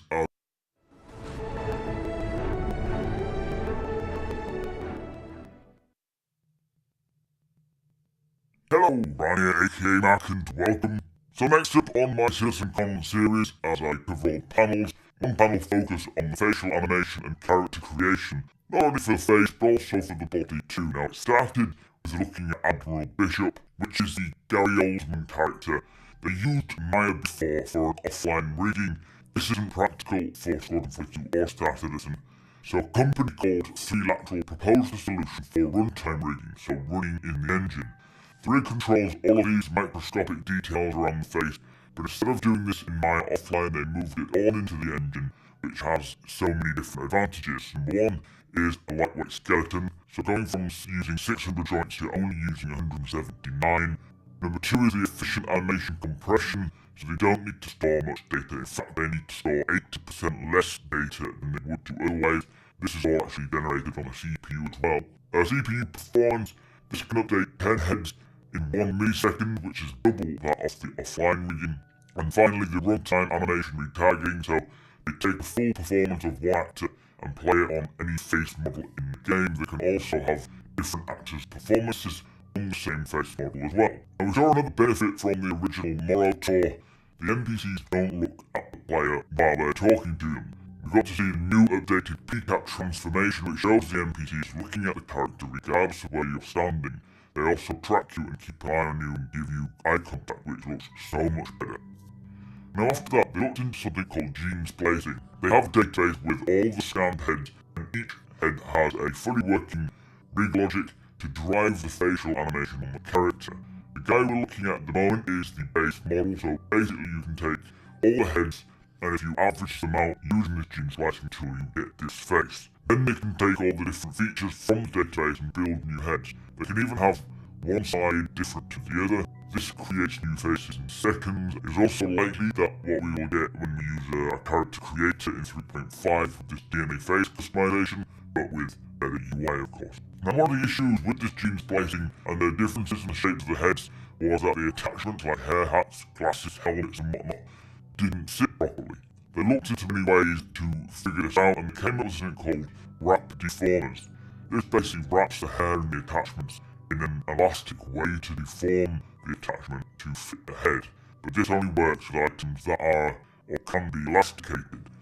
Rigid items like helmets don't look so good, so they had to rework it a little bit more to allow for multiple deformation attachments. Basically just subtly stretching and scaling it so that it's only slightly noticeable, and it does look very good. We saw a comparison between Admiral Bishop's head, which is artist-made, so an artist has physically put that together, to a few of the gene-spliced heads by a user with a customizer. It's still work in progress, but you can see they both look incredible. Admiral Bishop's a tier 0, and these gene-splicing heads look very similar to that. You can use this tool to generate millions of faces. The numbers here are called the DNA matrix, and each DNA matrix is made up of 48 different numbers. Each variation is encoded with these 48 numbers, and this is amazing technology. Continually going. So this all means that when we customize our faces, we will each look unique to the point that we'll be able to recognize each other just from face alone, which is incredible and not something you often see in games. Now the reason why they wanted to bring this tech in is they want to fill vast locations with unique, high-quality digital humans, and it needs to be cost-effective and needs to be done quickly. They do want us to be able to customize our faces with unlimited choices as well, and not look generic and unrealistic. Currently there are about 122 scanned heads, all unique. They need more variety of heads, they need different like females, males, Caucasians, European, African, Asian, young and old, normal, fat, skinny, pretty and ugly. They need it all to give us the most variety possible, so they said they think they will require about 50 to 60 more heads for each set, and then they'll be done. There's still lots of work to be done, and it is early days for this tech. One of the challenges is that they need to render many of these green characters at high frame rates, so lots of work is being done to ensure that it's cost effective, constantly coming up with new and good techniques, and always advancing it, so it's definitely coming on very well. For us though, they need to get a UI obviously. They need to implement the persistence DNA data so that your face is stored and not lost. They also need to port all the existing attachments, which shouldn't take too long because there's not that many at the moment. They also need to replace all the non-Tier 0 characters with the gene splicing system, which will obviously give it a lot better performance. Now this is selected for 3.5, it comes with female heads. They do plan to fill the gene pool over time, so adding more heads later. They will start with maybe giving it to us once they've got 10 to 12 new heads, and then they'll move up to about 50. Focus is already on moving to the body, which means not only will faces be unique, but body shape, body type will also be adjustable. Now this, personally, I find very exciting stuff, and it's coming early next year. I really cannot wait until we can start to look unique. Getting to the point where we can recognise each other just from face to face is going to be incredible. Not only that, but being able to create the face that we want, and not all look pretty much the same, is going to be a big step in populating the universe with people and memorable characters. I really do hope that I can get my DNA numbers for my actual face as I was lucky enough to be scanned at last year's SouthernCon, but we'll see how it goes. But anyway, that brings me to the end of this video. Thank you so much for watching. Be sure to head over to my Twitch channel, twitch.tv/SuperMacBrothers5 if you want to hang out with me on stream. Big shout out to my Patreons if you want to support my channel further. Feel free to follow the link to my Patreon page below, it is much appreciated. I'll see you next time, guys.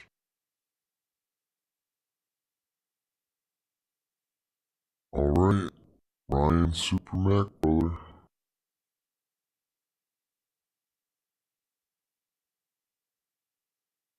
I'll link that video right here for you.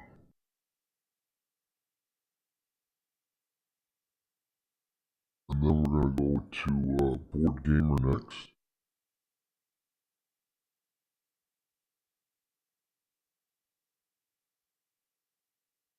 Get my weekly dose of Board Gamer 9 hours ago. In-game ship purchases and rentals now in 3.3. Let's hear this. This is Marcel Citizen with a video on Teach His Ship Shop. We're also going to be covering the 3.3.0 S patch notes with this. So, Teach His Ship Shop, place where you can buy some ships. Let's jump straight into Teach His Top Elevator, which takes several weeks. So I'll just skip to that. Or at least it was here when we started.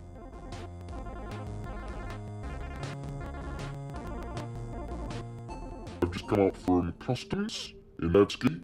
One of the elevators there now in the Customs Hall will take you to Teach's. So, Teach's, I'm not so sure if it's supposed to be the ES at the end, but I suppose it's their name, so it's Teach's like that. It's so bright that I'm blind. So this is going to be a ship shop for purchasing and rental of ships in the first. Now each of these ship shops are going to have different ships available, but this looks like we're getting ships to purchase and rent with Alpha UEC in-game in 3.3. This is what this looks like. This is in the 3.3.0 S patch. So that is PTU.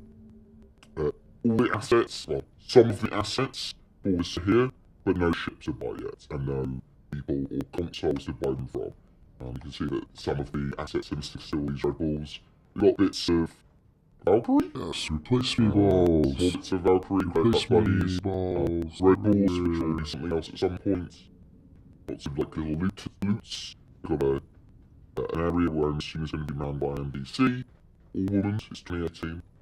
We'll have probably a console here to purchase, and rent ships, but also down here, let's have a look at all these areas, because we can also look at the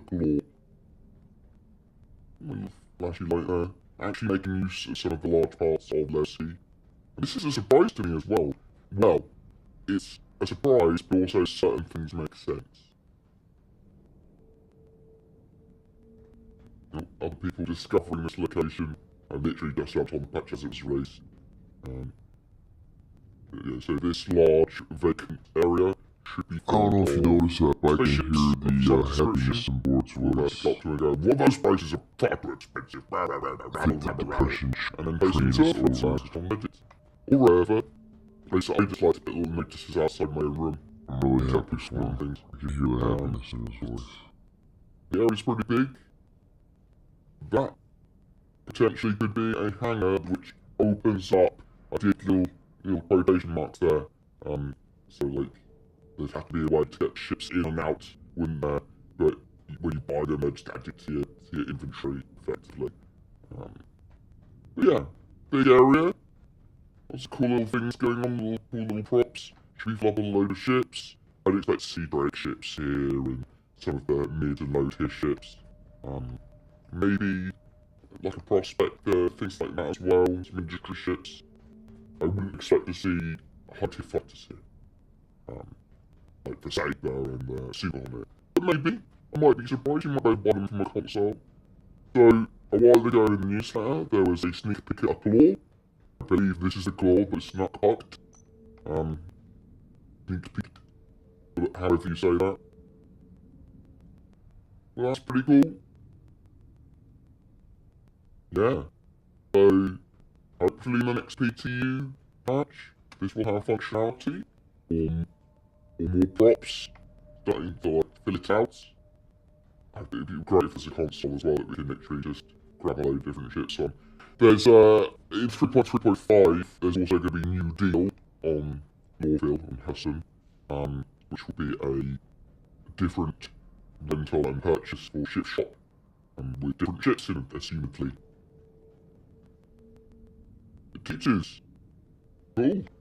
Well, it's just a big empty area at the moment. But the fact that it looks like we're getting ships to buy and rent with Alpha UEC. I wonder if we can actually sell stuff to here as well. I mean, it'd be interesting if you could. Probably not yet. Almost certainly not yet. It'd be interesting when they allow you to do that, even if it's just for testing, or especially if it's just for testing. If you want to sell my ships until they actually have a proper balanced economy, but some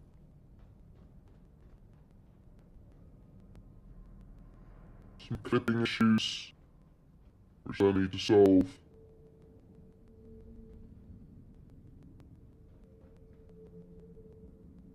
Not clipping issue, that is a clipping issue. I thought it was a flashing light. It is clipping. But yeah. Let's get back down the elevator. So the elevator takes several weeks to get up to you.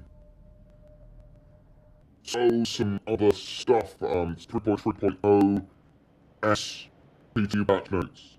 So VoIP's been added to the testing focus, and VoIP seems to work reasonably well at the moment. Oh, really. Have a little city down. Bam. Oh, yes. Oh, no, the camera's gone mad. Let's head out of the chair, the camera's gone mad.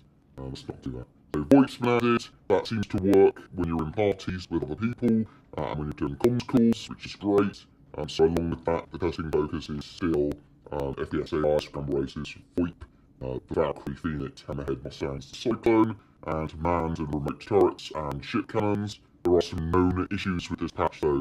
There is a 30.009 error, which basically is an infinite loading error. If you try and load into Verse and you just keep on loading, then you have to restart your client to get back in.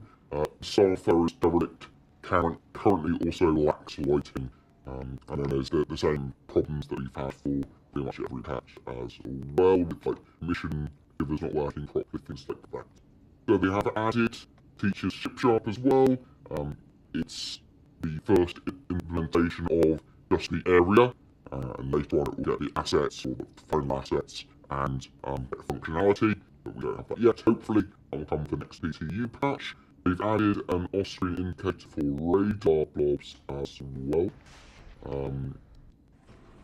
They have added mission UI stuff to finding missing person missions, delivery, drop-off, and destroy satellite missions.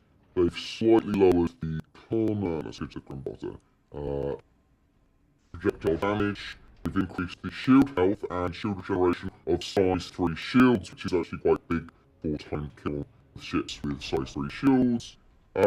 So, some bug fixes. Races should no longer cancel if one of several races abandons at the start line. The Mystical Razor should no longer be missing the engine mesh. They fixed an issue where the Terrapin doors weren't locked on Storm.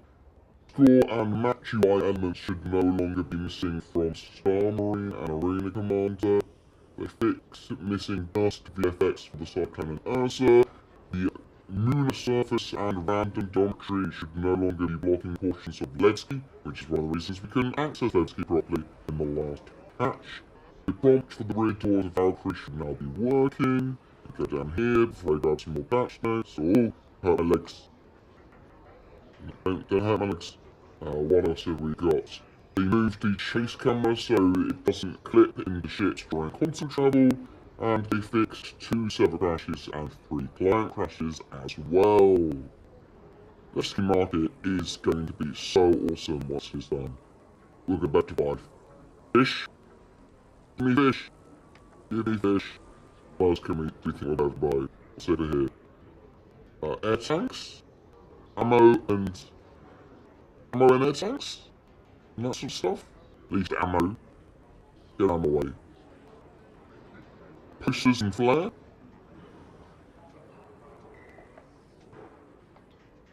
What do you got? Some clothing. Oh, actually, camo clothing from this dude. I just realised I haven't really shopped around this dude before.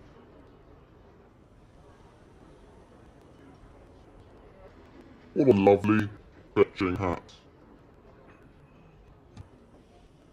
Oh.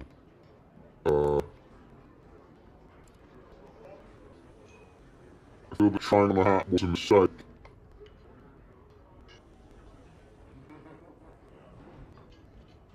We've got some food areas. Food might be important in the future, so we know we are going to have to eat and drink, and not like all the time.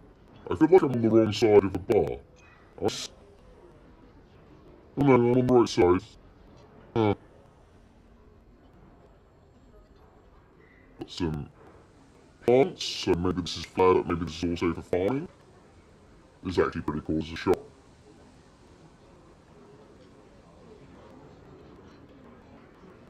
And we've got tools, melee weapons, cigars, instant noodles, fragile things, interesting things, and tools. Goodies over here. But yeah, 2.3.0S. The frame rate is superb, even at Levski as well, so I think that's one of my favourite things. Did I say Cordies? I'm calling it Cordies now anyway, even though it's Cordies. Cordies. Oh, come on. Work, some cool stuff. Black Panther as well.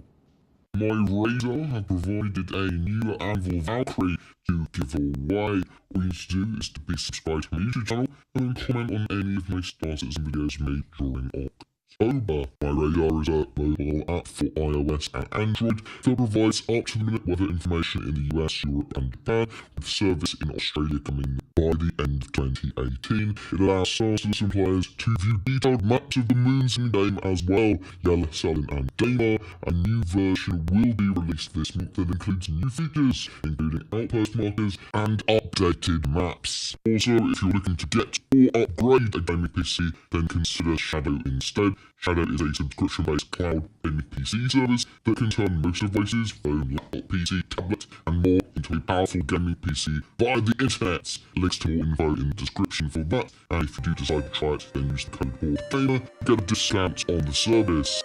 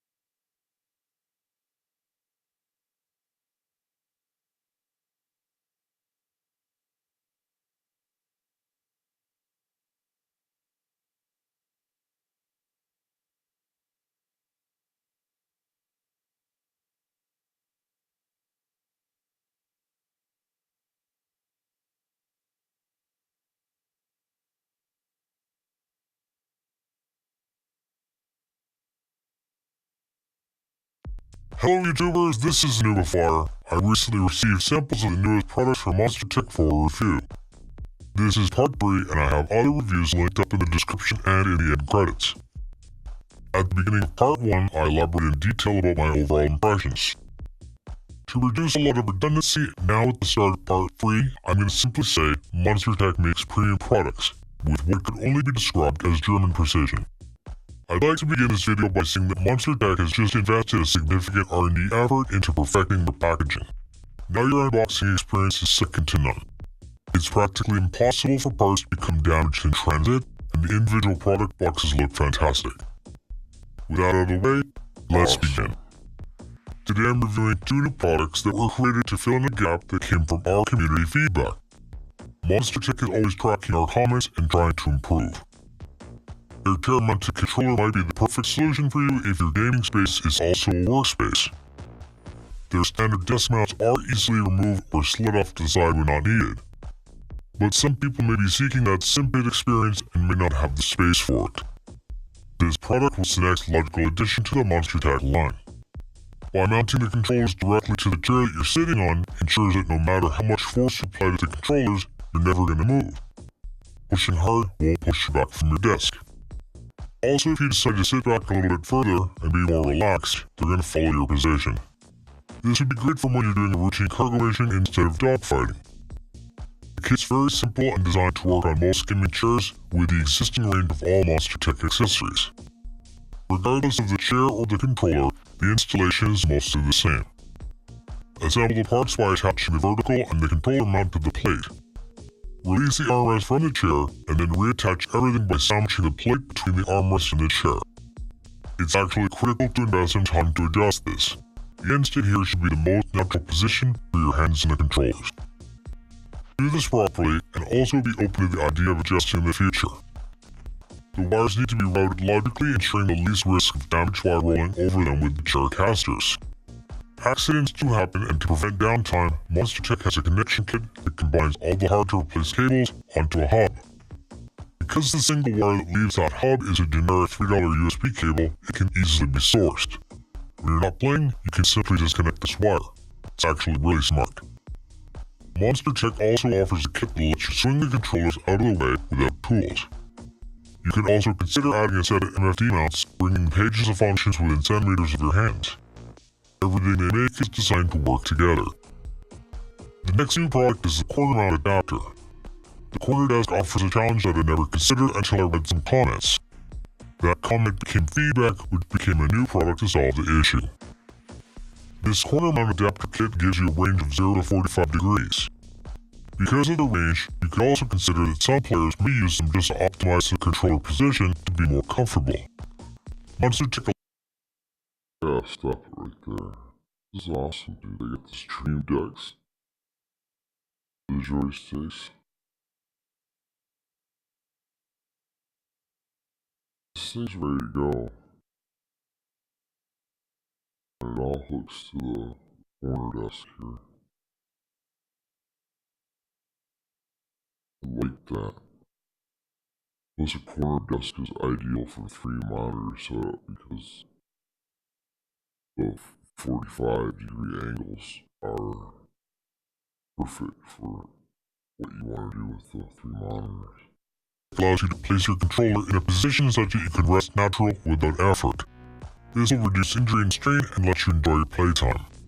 These are compatible with the long and short extender desk mount, and in the future, their Simpit rig, which was just announced. And that's it. I'd like to ask you to follow Monster Tech on Twitter and Facebook if you'd like the newest information on their prototypes and news. There's a new set of products coming which will let you mount a mouse plate or a hand controller plate onto the mouse.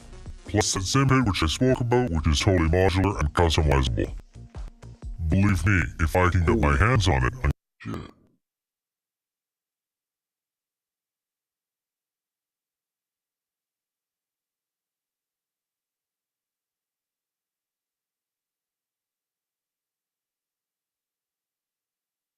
I heard from Nuba, it airs up, lift it up, and then it slides back and forth. Back this up a little. there's a new set of products coming which will let you mount a mouse plate or a hand controller plate onto the mouse. Plus that Simpit which I spoke about, which is totally modular and customizable. Believe me, if I can get my hands on it, I'm going to set it up like a racing cockpit and test it for dual stick and hot flight sims. Please use the promo code NUBAFIRE upon checkout. The energy offered by Monster Tech to this community. Fly safe, and I'll see you in the verse.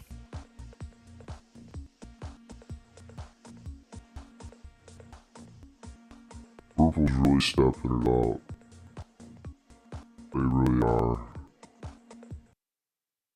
I'm gonna have to trade in my old Buddha cockpit for Purple when Star Citizen releases.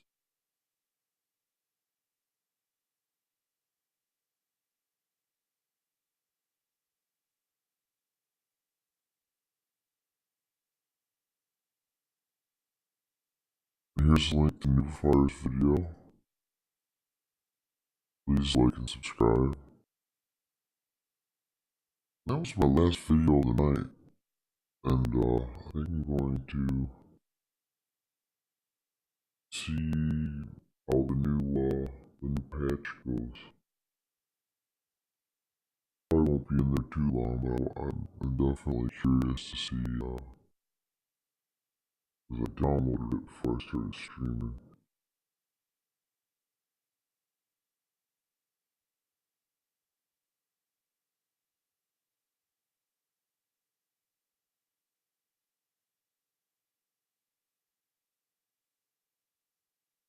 And when I download the new patch, it resets all my joysticks and stuff. I don't think I'm gonna put you guys through me setting up my whole task, but I do want to walk around and see the frames and how everything's doing on my 2080 Ti and my resolution.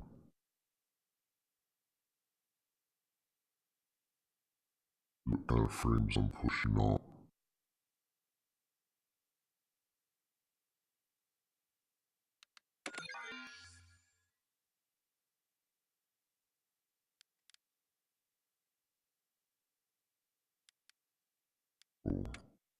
Well, it's changing it every other day, every time they patch it.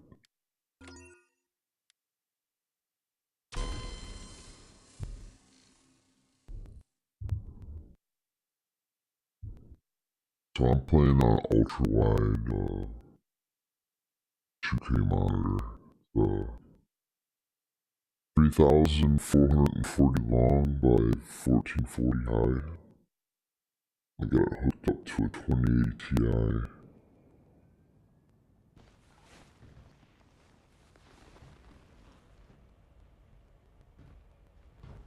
My streaming rig is an i9,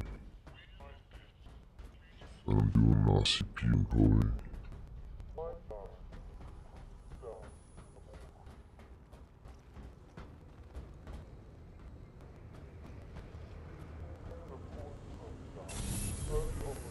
So let's get the frame counter up here. We do that with R underscore display info space.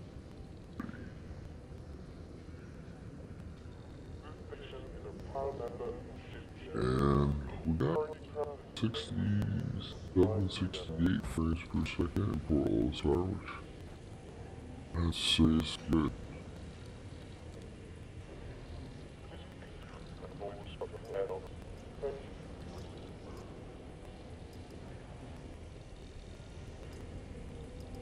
Like all my ships are here too.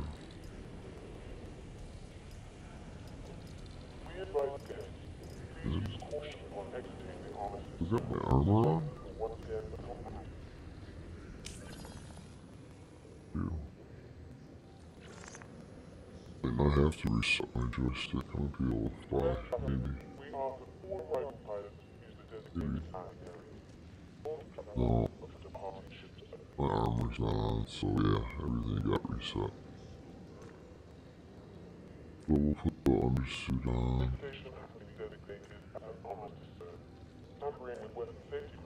Weapons.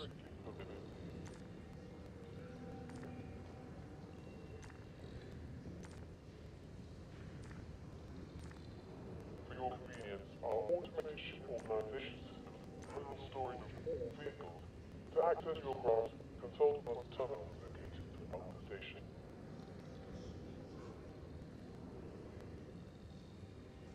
Space may be limited, but you don't have to. Save on resources and expenses.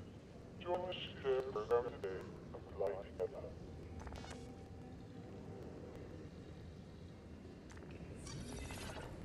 And the X works now. Awesome.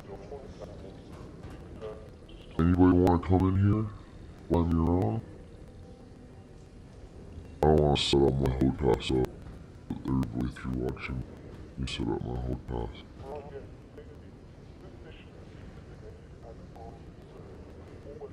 Anybody wants to come in here? I'll spawn whatever ship you want to fly. You can take me for a ride.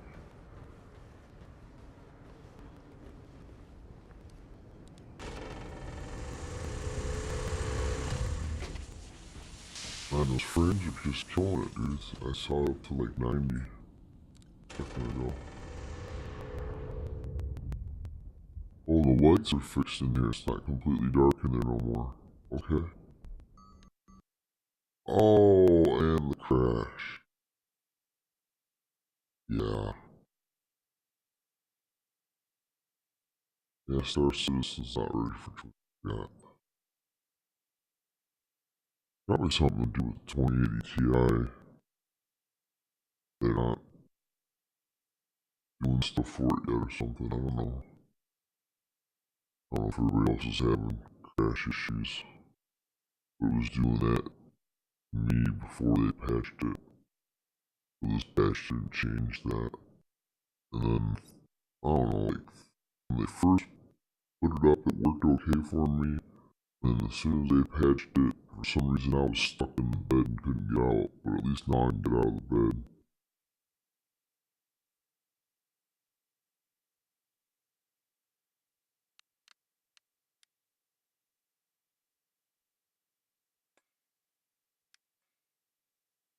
We're gonna end this. And then we're gonna... something here for somebody. To make somebody happy. I'm gonna give it to my buddy Old Gamer. You guys are gonna like this guy. I almost promise it. Give him like a solid 10 minutes. you'll be hooked. We're gonna raid him, and you guys are gonna enjoy the rest of your night with the old gamer. He's about my age.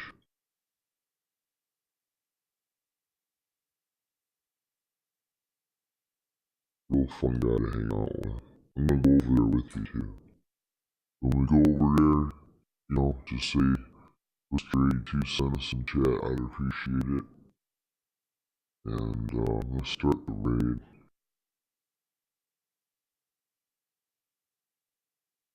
And then we're gonna go.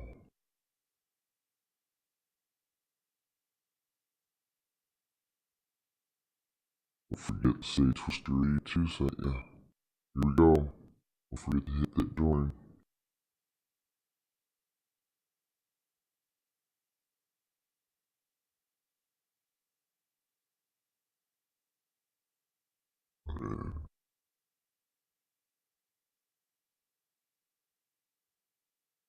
Would you use that 64? I'm not sure. You do. Yeah, it should be visible from 6. Twister, thank you very much for the raid, man. Appreciate that. How are you doing tonight? I'm gonna jump to 6. VoIP and FOIP works. Oh wait, we're too close to 6? I don't know, this, I think it's below the horizon or something's in the way. Oh, is this thing obstructed? I think so. Well, it's saying 758 kilometers, but it's definitely, red. Yeah. I'm jumping again to 4, and then I'll go for 6. I'm already at 4. No, we were like 50 something away, so that why I lost it. It will let me jump to 1. Maybe I'll jump to 1 and then to 6. Try 4 again, because 6 is green for me.